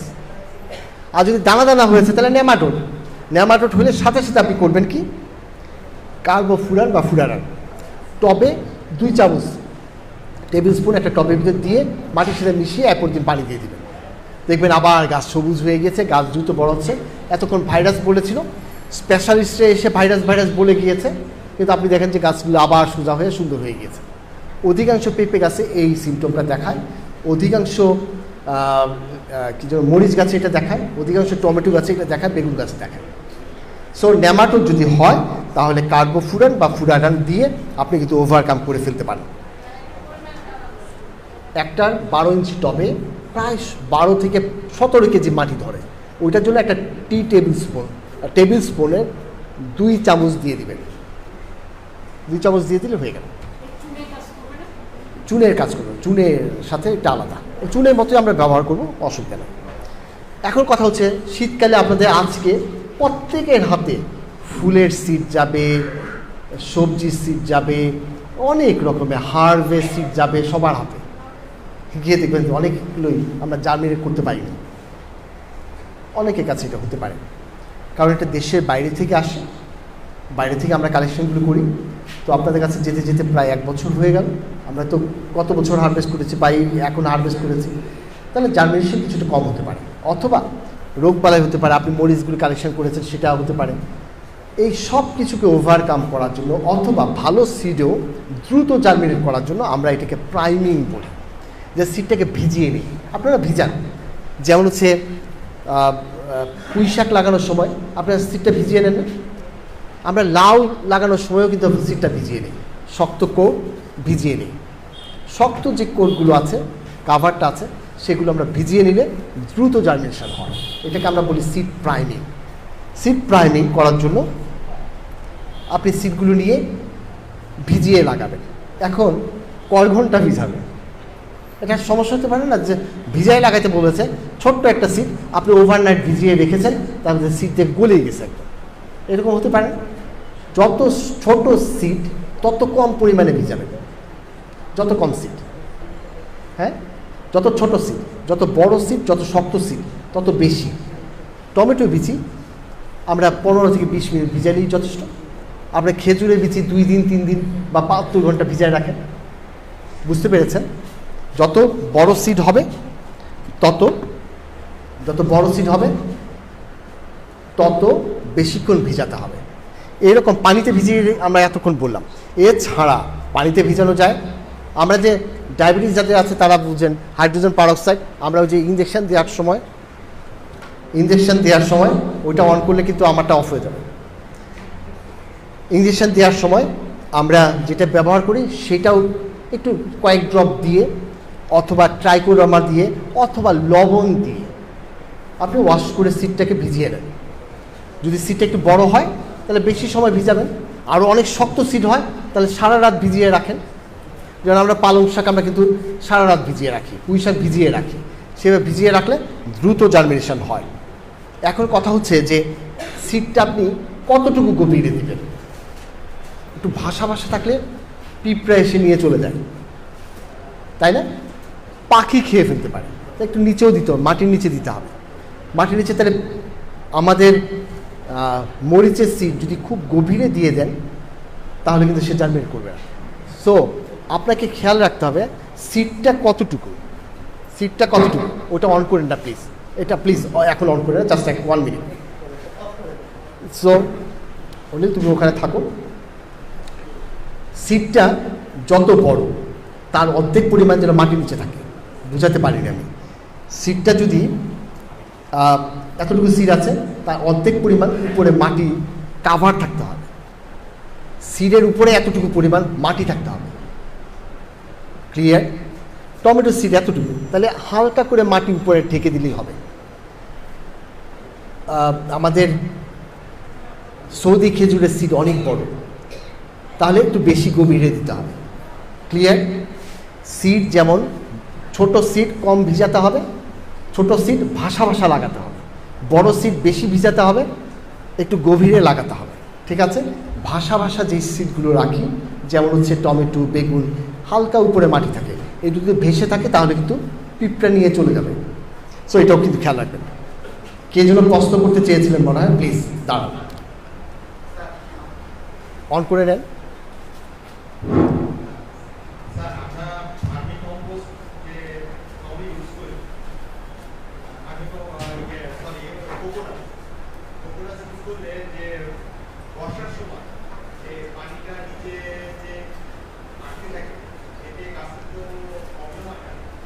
G, thank you. আমি ওটা অফ করেন। আমরা উনি একটা সুন্দর প্রশ্ন করেছেন, আমি এটা যেহেতু গত ক্লাসেও আমি বলেছিলাম এটা উনার উত্তরটা, তাই আমি আবার বলছি। টবে যখন আমরা মাটি ভরবো খেয়াল রাখতে হবে নিচের যে ছিদ্রগুলো, টবের ছিদ্রগুলো থাকে 1 ইঞ্চি পরিমাণ সুরকি দিয়ে দিতে হবে। আমরা কি করি জানেন, একটা সুরকি দিই বা 2টা সুরকি দিয়ে আমরা মাটি ঢেলে দিই, তাহলে কি হয় সবগুলো 2 দিন পরে কিন্তু মাটিটা ভরাট হয়ে যায়। আপনি 1 ইঞ্চি পরিমাণ আল্লাহ ভরসা করে বলবেন, স্যার বলেছেন 1 ইঞ্চি পরিমাণ সুরকি দিবেন, তার উপরে 1 ইঞ্চি পরিমাণ সিলেট স্যান্ড অথবা পাক্সি স্যান্ড দিয়ে দিবেন, আল্লাহ ভরসা। জামা স্যার বলেছেন করে দেখি, আপনি 10 বছরে পানি কোনোদিন আটকাবে না জমিতে, 10 বছরও আটকাবে না। তাহলে মাটি দিয়ে প্রথম হচ্ছে সুরকি দিবেন টবের নিচে, তারপরে 1 ইঞ্চি পরিমাণ বালি দিচ্ছেন। বালি দেওয়ার ফলে কি হবে জানেন, আমাদের নিউট্রিয়েন্ট যখন বর্ষাকালে প্রচুর পরিমাণে নিউট্রিয়েন্টগুলো ধুয়ে ছিদ্র দিয়ে বের হয়ে চলে যায়, মাটিতে আর কিছু নিউট্রিয়েন্ট থাকে না। বাট আপনি যেহেতু বালি দিয়েছেন, বালি লাইসে ফিল্টার, একটা ফিল্টারে সবগুলো, আপনি গাছটা তুলে দেখবেন সমস্ত গাছের শিকড়গুলো বালির ভিতরে এসে বসে আছে। কারণটা কি বলেন তো? কারণটা হচ্ছে সমস্ত বর্ষার সময় পানি যখন ছিদ্র দিয়ে বের হয়ে যাবে, সমস্ত নিউট্রিয়েন্টগুলো এসে বালির ভিতরে সে ফিল্টারিং হয়ে ওখানে আটকে থাকে। গাছও বুঝে, গাছ করে কি ওখানে শিকড়গুলো ঢুকিয়ে দিয়ে ওখান থেকে খাবারগুলো খায়। এর জন্য দেখবেন যেখানেই শিকড় থাকুক সবগুলো গিয়ে বালির ভিতরে মাথা ঢুকিয়ে বসে আছে। সো কোকোডাস যদি দেন নিচে অবশ্যই বালি এবং সুরকি দিয়ে নিয়েছেন, পানি একটু আটকাবে না। আপনি দেখবেন একটা বছর পর আপনার ঝুরঝুরা মাটিগুলো থাকবে, কোকোডাসটাকে খুঁজেও পাবেন না। সো ঝুরঝুরা থাকবে, বালি দেওয়ার ফলে কখনোই এটা দলা বাঁধবে না। সো আমি যেভাবে বলেছি সেভাবে দিয়ে নিচে কোকোডাস এবং নিচে সুরকি, তার উপরে বালি দিয়ে আপনি করে দেখেন, 10 বছর 20 বছর বাগান করবেন, একদিনের জন্য আপনার কাছে মনে হবে না আয় হায় ড্রামে তো পানি আটকে যাচ্ছে, অথবা ড্রামের গাছগুলো নিউট্রিয়েন্ট আপটেক করতে পারছে না। Sir please. জি, আমি আসলে আম নিয়ে অনেকগুলো কথা বলেছি। আমের গাছের জাস্ট আজকে আমি ওটা যেতে চাচ্ছিলাম না, আমি আমের ইয়েটা নিয়ে আমি নেক্সট ক্লাসেই বলে দিব। আমের জন্য অনেক করণীয় আছে। মুকুল আসবে আমাদের জানুয়ারি মাসে, মুকুল আসার সময় কি স্প্রে করতে হবে, যেন কোথায় সূর্যের আলো কত বেশি পড়বে সেই ব্যবস্থাগুলো করে কিভাবে তার ইনফ্লোরেসেন্স, মুকুল কত বেশি আনা যাবে, মুকুল কতটা বেশি পলিনেশন করানো যাবে এবং কতটা বেশি আম ধরবে, আমার কি কি যত্ন নিতে হবে বা কী কী সার দিতে হবে আমি নেক্সট ক্লাসে আমি বলে দেবো। কারণ হচ্ছে আম নিয়েই আমি আসলে কথা বলবো একটা ক্লাসে, যেখানে নিউট্রিয়েন্ট ম্যানেজমেন্ট এবং ইন্টারকালচার অপারেশন, আমের প্রোডাকশন, আমি কথা থেকে কথা হারিয়ে ফেলছি। আমের খেয়াল করে দেখেন, আমরা যখন আম হারভেস্ট করি ছাদ থেকে, আমের বোটাটা থেকে যায়, আমটাকে তুলে নিয়ে আসি। বাট কৃষকের মাঠে দেখেছেন তারা কিন্তু একটু ডালপালা সহ কাটে এবং আমটাকে উল্টিয়ে দিয়ে রাখে। ডালপালা সহ কাটা মানে হচ্ছে গাছটাকে প্রুনিং করে দেয়া। সো এই প্রুনিংটা কিন্তু আম গাছের জন্য খুবই এসেনশিয়াল। আপনি কখনোই আপনার আমের বোটাগুলো গাছের ভিতরে ঝুলিয়ে রাখবেন না, যেখানে মুকুল পড়ে গিয়েছে সেই বোটাগুলো ডাল সহ একটু কেটে দিবেন। স্যার কিছু এখন করার ঠিক দরকার নাই, এখন খুব ড্রাই সিজন। হ্যাঁ, তো আপনি যদি মনে করেন যে কোনো কিছু একটু ডালপালা একটু উইক আছে, সেগুলো কেটে ফেলে দিতে পারেন। আমি পরে কিছুক্ষণ পরে একটা স্লাইড দেখাবো, সেই স্লাইডে আপনার উত্তরগুলো পেয়ে যাবেন। আমি কন্টিনিউ করি, তারপরে আপনি কথা শুনবো। স্যার কিছু বলবেন?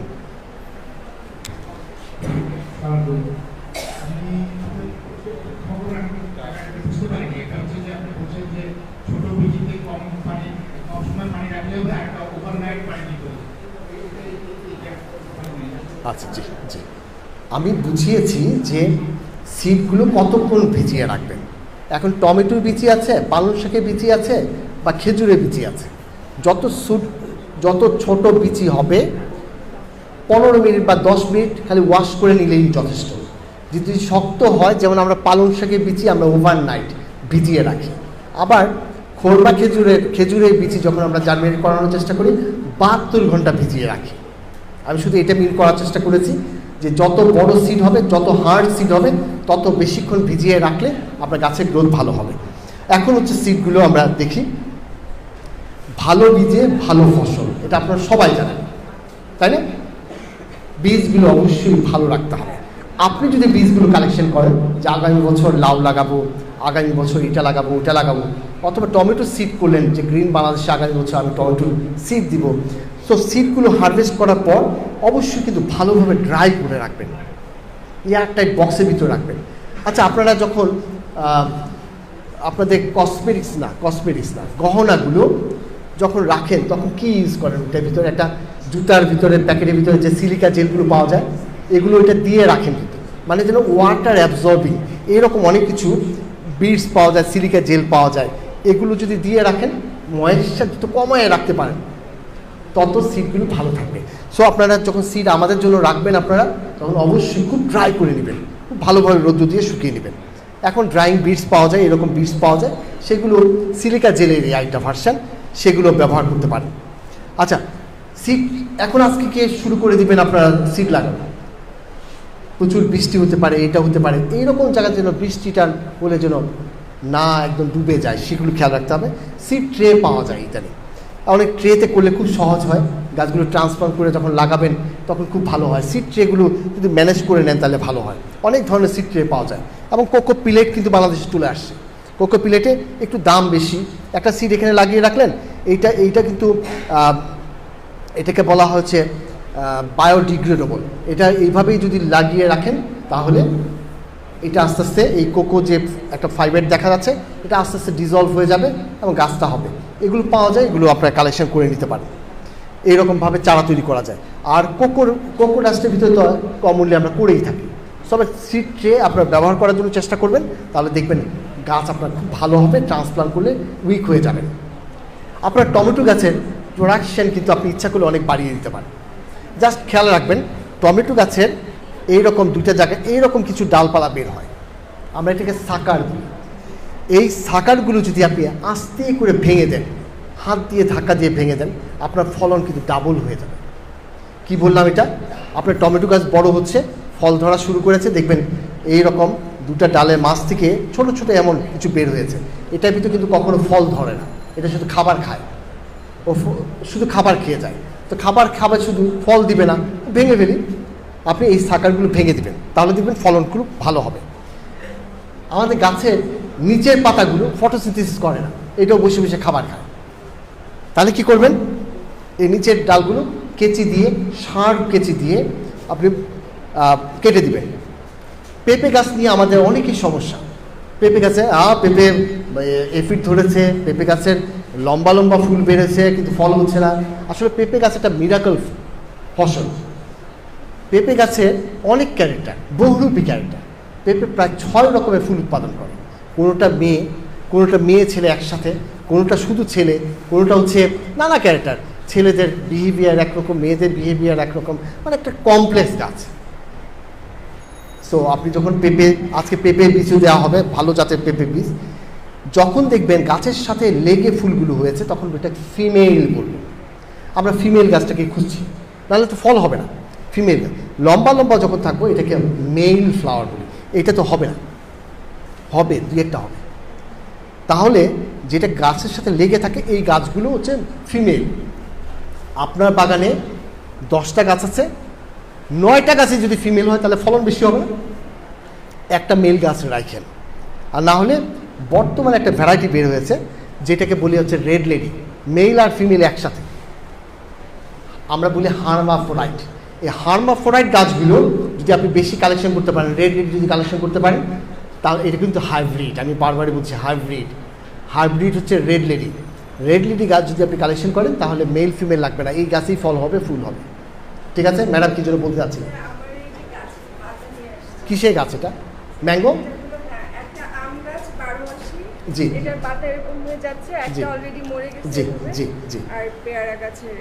আমি দুটোই বলছি। জি ম্যাডাম, যে সিমটমটা নিয়ে আসছে গত ক্লাসে আমি এটা আলাপ করেছিলাম যে আম গাছের এই সিমটমটা পেয়ারা গাছে একই রকম হচ্ছে। দেখতে পাচ্ছেন কিনা আমি জানি না, এই পাশ থেকে পুরো বোটাটা, এই পুরো পাতার টিপস থেকে আরম্ভ করে চারপাশে ব্রাউন কালার হয়ে যায়। এটা সাধারণত যে কারণটা হয় যে সে রুট বাউন্ড হয়েছে। রুট বাউন্ড হচ্ছে আমরা একটা গাছে লাগানোর পরে পানি দিই, যেই জায়গায় পানি যায় সেই জায়গায় কিন্তু রুটটা ঘুরতে থাকে। আমরা যদি লাগানোর পরে কম পানি দিই তাহলে এতটুকু জায়গার ভিতরে রুট ঘুরতে থাকবে। এইরকম হতে হতে এক সময় দেখা যায় রুটগুলি সবগুলো প্যাঁচ লেগে একটা জায়গায় দলা বেঁধে আছে। এর জন্য আমি বলছি যত বড় জায়গা করে আপনি পানি দিতে পারবেন তত রুটগুলো বিভিন্ন জায়গাতে খাবার নেবে। এটা সিমটম হচ্ছে রুট বাউন্ড হওয়া। আপনার টপটাকে এখন উচিত আপনি একটু মাটি খুঁচিয়ে দিয়ে কিছু কিছু শিকড়, আপনাকে এই গাছের শিকড়গুলো কেটে দিতে হবে। শিকড়গুলো দলা বেঁধে গিয়েছে, শিকড়গুলো কেটে দিলে কি হবে বলেন তো? গাছ মারা যাবে না। রুট প্রুনিং এটাও কিন্তু গাছের জন্য খুব হেল্পফুল। রুট প্রুনিং করে দেন, রুটগুলো একটু কেটে দেন, দেখবেন সে আর একটু বেশি করে পানি দেন, সে ভিগোরাস অন্যদিকে নতুন রুট বের করবে, অন্য দূর থেকে গাছ নেয়। এটা হচ্ছে রুট বাউন্ড। আমি এই সিমটমটাও একই রকমভাবে আমি দেখাবো। নেক্সট ক্লাসে আমি ডিটেলস আলাপ করবো, কারণ আমার ক্লাসটা শেষ করতে হবে। ম্যাডাম, আপনার শিকড়গুলো একটু কেটে দেওয়ার ব্যবস্থা করতে হবে। মাটিটা একটু খুঁড়ে কিছু শিকড় একটু কেটে দিয়ে আবার নতুন গোবর মাটি দিয়ে দেন। হ্যাঁ, ডিপটিং যদি করতে পারেন তাহলে ভালো, কারণ আম গাছটা ডিপটিং করা খুব ডিফিকাল্ট, করতে পারলে ভালো। ঠিক আছে, আপনি পেঁপে সিড রাখতে চাচ্ছেন, আমি হাইব্রিড বলছিলাম না, হাইব্রিড গাছের এর পরের বছর ফলটা হঠাৎ করে একদম কমে যায়। আমি কি জানেন, আমার বাবা মার হাইব্রিড সন্তান, আমার ওয়াইফের সাথে আমার ক্রস হয়েছে, ক্রস হয়ে আমার সন্তানটা হচ্ছে হাইব্রিড সন্তান। কিন্তু গাছের ক্ষেত্রে কিন্তু এটা না, যখন হাইব্রিড সন্তান হয় এইখান থেকে নিলে এটা সেগ্রিগেশন হয়ে যায়, ইল কমে যাবে। সো আমরা হাইব্রিড থেকে কখনো সিড নেই না। অথচ আমরা দেখেন এইরকম বাজারে অনেক সময় খুব মজার মজার দেশীয় পাওয়া যায়, পেঁপে পাওয়া যায়। হঠাৎ করে আপনার কাছে মনে হতে পারে না, ইস এই গাছটা যদি আমার ছাদে থাকতো, মনে হয় কিনা, খুব টেস্টি। তখন কি করবেন, এই গাছ থেকে সিড রেখে দিবেন আপনি। দেশীয় গাছগুলো থেকে কি করবেন, 3টা টুকরা করবেন, 3টা টুকরা করে এটা ফেলে দিবেন, এটা ফেলে দিবেন। এই সবগুলো সিড হচ্ছে হার্মাফ্রোডাইট, মানে হচ্ছে মেল এবং ফিমেল ফ্লাওয়ার একসাথে থাকবে। সো আপনি এখানে যদি এক্ষেত্রে সিড রাখেন তাহলে দেখবেন সবগুলো গাছের গোড়া থেকে আগা পর্যন্ত ফল ধরবে। মাঝখানেটা রাখতে হবে, মনে রাখবেন এই পাশে হচ্ছে হয় মেয়ে নাহলে ছেলে, এই পাশে হয় মেয়ে বা ছেলে, এগুলো সবগুলো ছেলে মেয়ে একসাথে, এবং হাইব্রিড হবে, খুব ভালো গাছ হবে।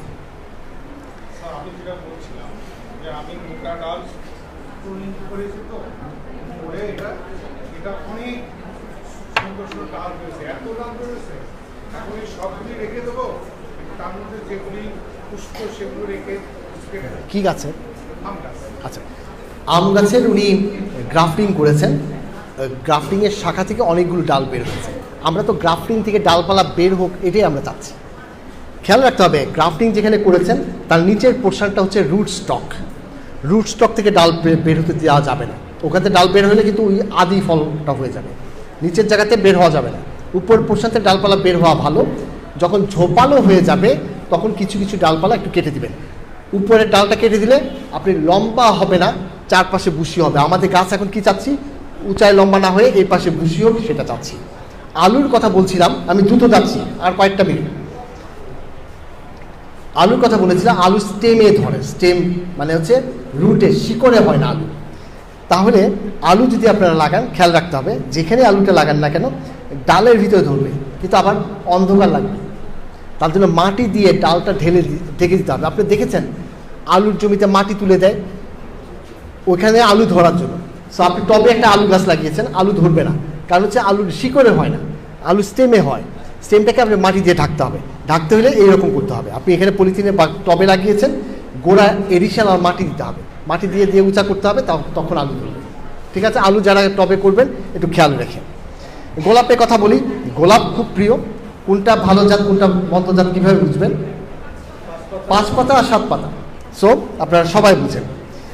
এখন সময় গোলাপে প্রুনিং করে দেয়া, হার্ড প্রুনিং, একদম কেটে টেটে ছাড়খাড় করে দিবেন। কেটে যদি দিয়ে দেন তাহলে আপনার নতুন লাল লাল পাতা বের হবে, নতুন লাল লাল পাতা বের হবে, এবং সেটাতে কিন্তু ফুল ধরবে। সো এগুলো খুব খেয়াল রাখবেন, লাল পাতা বের করতে হবে। সো খেয়াল রাখতে হবে। যখন আপনি প্রুনিং করেন, কীভাবে কেটে দিচ্ছেন, এইভাবে কেটে দিয়েছেন। প্রুনিং করেন যখন, তখন একটা বোরার, কেন বোরার আমরা বলি, এই বোরারটা এসে ছিদ্র করে, তখন কিন্তু কুয়াশা পড়তে থাকে, কিছুদিন পরে কুয়াশা হবে না, ছিদ্র করে যখন মাথাটা ঢুকিয়ে রাখবে এখানে একটা ছিদ্র হবে, এই কুয়াশাটা এখানে জমে গাছটাকে পচিয়ে ফেলবে। আমরা এটাকে ডাইব্যাক বলি। এই ডাইব্যাক হলে পুরো আপনার এই যে প্রুনিং করেছেন এটা কিন্তু পুরোটাই লস হয়ে গেল, গাছটাই মারা যাবে। সো আপনারা কী করবেন, প্রুনিং করার সাথে সাথে এখানে কিছু হয় মাটি লাগিয়ে দিবেন, নাহলে ওয়াক্স লাগিয়ে দিবেন, না হলে একটা ফাঙ্গিসাইড ব্যবহার করবেন, অথবা রং লাগিয়ে দিতে পারেন। সহজ হিসাব হচ্ছে মাটি এখান থেকে নিয়ে মাটিটা একটু লাগিয়ে দিবেন, তাহলে পোকাটা এটা বোর করতে পারবে না। ঠিক আছে, গুড। বেশি করে প্রুনিং করবেন। গোড়ায় যদি একটু ময়েশ্চার ধরে রাখার জন্য মালচিং করেন। বাগান বিলাস পছন্দ করেন না কে আছে? আপনার পুরো ব্যালকনি যদি বাগান বিলাস থাকতো তাহলে আমরাও কিন্তু বাসার দিকে তাকিয়ে বলতাম, বাহ এই বাসাটা কত সুন্দর, কত কালারফুল। বোগেনভিলিয়া দিয়ে কিন্তু আপনি অনেক সুন্দর করে ডেকোরেশন করতে পারেন। আপনি বনসাইও তৈরি করে দিতে পারেন বোগেনভিলিয়া দিয়ে। কালারফুল বোগেনভিলিয়া এখন বাংলাদেশে পাওয়া যায়। মনে রাখবেন, যত বেশি ডালপালা কাটবেন বোগেনভিলিয়া তত বেশি ফুল হবে, তাই তো? ডালপালা কেটে বুশি করে রাখতে হবে, ডালপালা কাটতে হবে। ডালপালা কাটলে দেখেন, খেয়াল করে দেখেন, যত বেশি পানি দিবেন, মানে পানি আরও ঢালছেন, তাহলে পাতা বাড়তেই থাকবে। গাছের গোড়ায় যত পানি দিবেন বোগেনভিলিয়া তত পাতা হতে থাকবে। আমরা কি চাই? পাতা চাই না ফুল চাই? শীতকালে কি করবেন? যত বেশি পানি দিবেন তত বেশি পাতা হবে, ফুল হবেই না। বাট আপনি যদি মনে করেন না পানি কমিয়ে দিবেন, পানি কম, বাগান বিলাসে পানি দিবেন না, অভিমান করে থাকবেন বাগান বিলাসের ভিতরে, ওরা অভিমান করে অভিমানী গো বলে বলে ফুল ফুটানো শুরু করবে। কারণ হচ্ছে সে বুঝতে পারছে আমার তো পানি নাই, মরে যাব, মরে যাওয়ার সময় তো নামাজ রোজা পড়া শুরু করে। তো সে যখনই বুঝবে যে আমি মরে যাব তখনই ফুল ফুটানো শুরু করবে। যত বেশি পানি তত বেশি পাতা, তাই না? যত কম পানি তত বেশি ফুল। মনে রাখবে, সবে থাকবে, এটা খেয়াল রাখবেন। সো খুব দ্রুত দেয় গাছপালা। আমি বারবারই বলেছি যে নেট দিয়ে ঢেকে রাখতে হবে, নেট দিয়ে ঢেকে রাখবেন, তাহলে গাছ সুন্দর হয়ে যাবে। ছাদ বাগান, ম্যাডাম কিছু বলবেন? জি,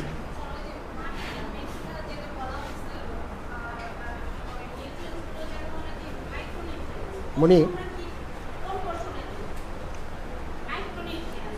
মাইক্রোনিউট্রিয়েন্ট আমি দিতে বলিনি, কিন্তু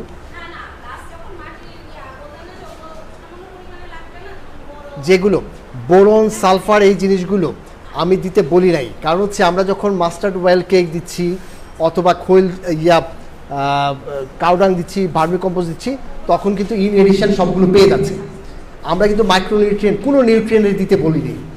আমরা চাচ্ছিলাম, খেয়াল করে দেখেন, কখনো সালফার না দিয়ে কৃষকরা কখনো সালফার দেয়? বোরন দেয় না। সো অর্গানিকের উপরে দিয়ে দেন, সবগুলো নিউট্রিয়েন্ট সে পেয়ে যাবে, সবগুলো নিউট্রিয়েন্ট পেয়ে যাবে। ঠিক আছে?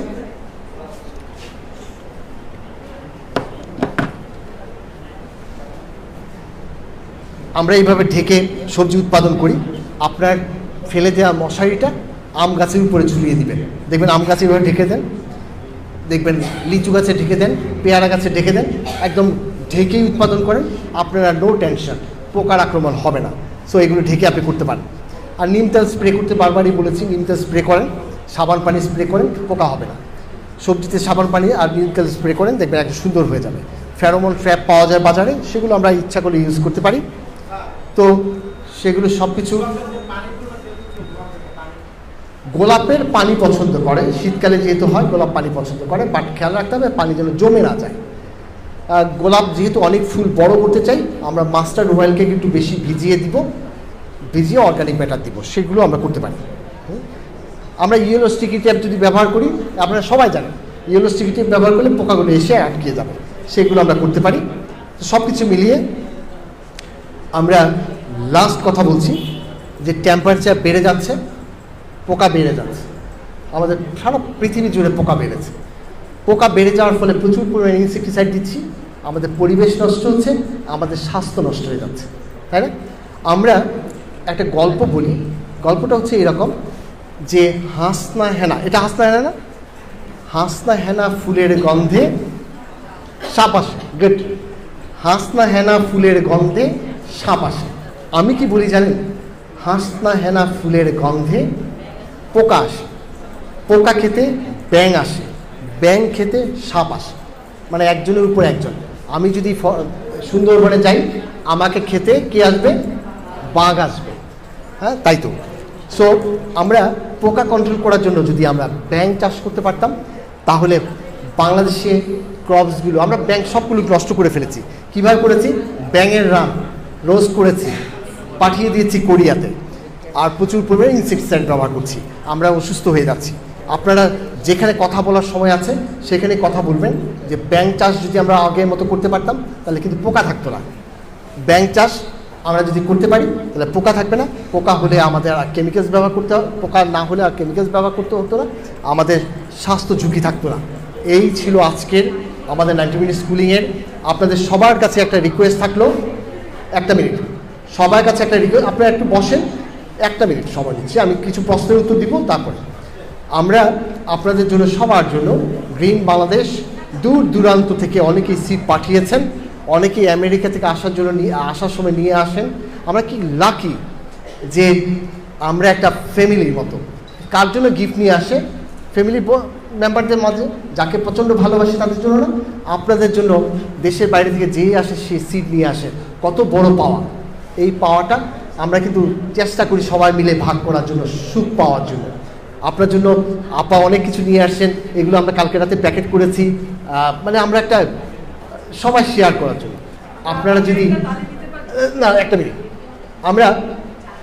আমরা কিছুক্ষণের মাঝেই আমরা ওখানে যাব, ওখানে গিয়ে সিট নেওয়ার সময় কিন্তু এই যে যারা কষ্ট করে আসেন, আমরা যদি সিটগুলো নেওয়ার সময় যদি একটু সুশৃঙ্খলভাবে যদি আমরা নেই, তাহলে কিন্তু ওনার প্রতি সম্মান দেখানো হলো।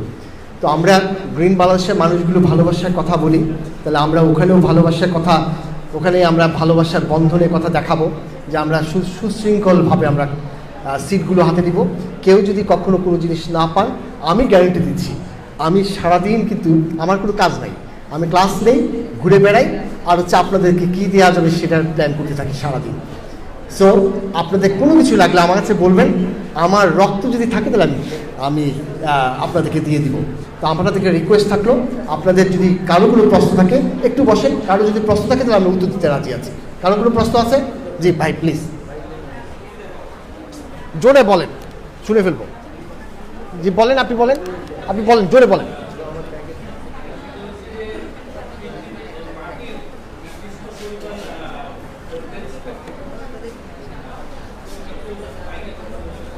জি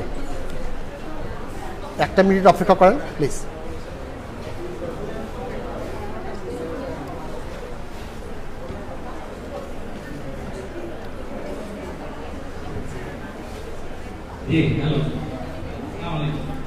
আচ্ছা, আমি যতদূর মানে স্টাডি করেছি সেটা আমি জানতে পেরেছি যে গুড ওয়েব নামে একটা টার্ম আছে, যেটা হচ্ছে মাটির ইন্টারনেট বলা,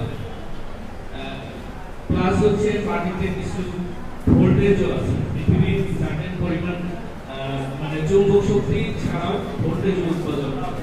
কিন্তু ছাদ বাগানের একটা প্রবলেম হলো এই দুইটার কোনোটাই পায় না। তো আমি একটা ভিডিও দেখছি যেখানে একজন লোক মাত্র 6 ভোল্টের ব্যাটারি ইউজ করে একটা পাতাবাহার গাছের ফলন বাড়াতে পেরেছে।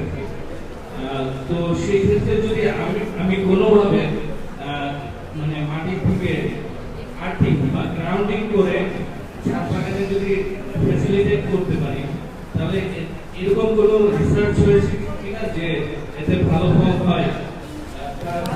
আপনার মাটির যে ইন্টারনেট মানে উড ওয়াইড ওয়েব, এটা ছাদ বাগানের সাথে কানেক্ট করার উপায় কিছু আছে? আচ্ছা, আপনার প্রশ্নটা অনেক সুন্দর, অনেক সায়েন্টিফিক।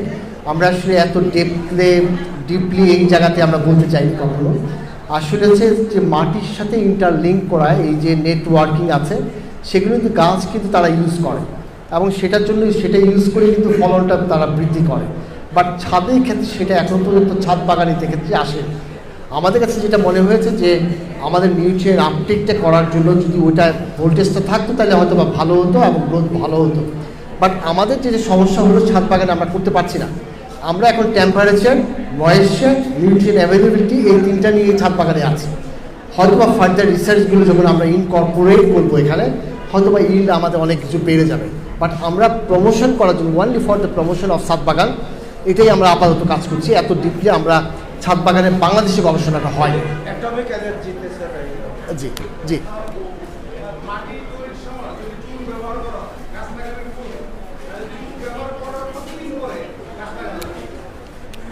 আমি সবসময় বারবারই বলেছি, মাটি তৈরি করার সময় চুন ব্যবহার করা খুবই দরকার।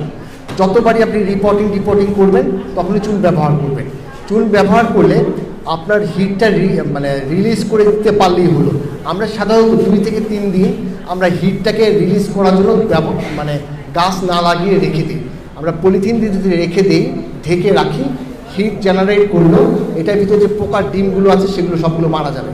সেটার জন্য আমরা 2 থেকে 3 দিন গাছ ঢেকে রেখে দেওয়ার জন্য, মাটিটা ঢেকে রেখে দেওয়ার জন্য বলি। তবে সাথে সাথেও লাগানো যাবে যদি চুনটাকে আগেই আমরা হিট রিলিজ করে দিই। জি ম্যাডাম প্লিজ। ড্রাগন ফ্রুট, জি জি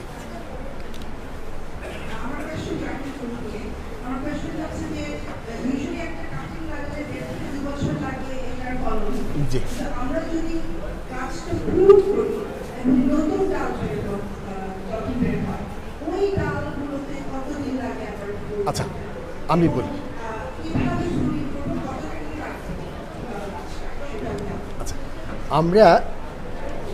আমরা সাধারণত বাংলাদেশে এখনও প্র্যাকটিসটা হয়নি যে আমরা সিড থেকে ড্রাগন ফ্রুট সাধারণত করে 1.5 থেকে 2 বছর পরে ফল নিব, সেটা কিন্তু আমরা করছি না। আমরা সিড থেকে কিন্তু হয়, বাট আমরা ড্রাগন ফ্রুট কী করি সবসময়, আমরা ডালগুলোকে কেটে আমরা পানিতে বা মাটিতে রেখে রুট গ্রো করি, তারপর আমরা ল্যান্ডে লাগিয়ে ফেলি। তো দেখা যায় যে এটা অবশ্যই 6 থেকে 1 বছর লেগে যায় সিজন ওয়াইজ, আপনি কখন প্রুন করলেন সেটার উপরে 6 থেকে 1 বছর কিন্তু লাগেই আপনার এটা থেকে ডালপালা বেরোতে। তবে আপনার নিউট্রিয়েন্ট যদি ম্যানেজমেন্ট করেন ভালো করে, তাহলে দেখা যায় যে 1 বছর পরে ম্যাক্সিমাম ফ্লাওয়ারিং হবে। 1 বছরের আগে আপনি কিন্তু পারবেন না। নতুন ডালগুলো কেটে 1 বছর লাগবে আপনার, পরের বছর আপনি পাবেন।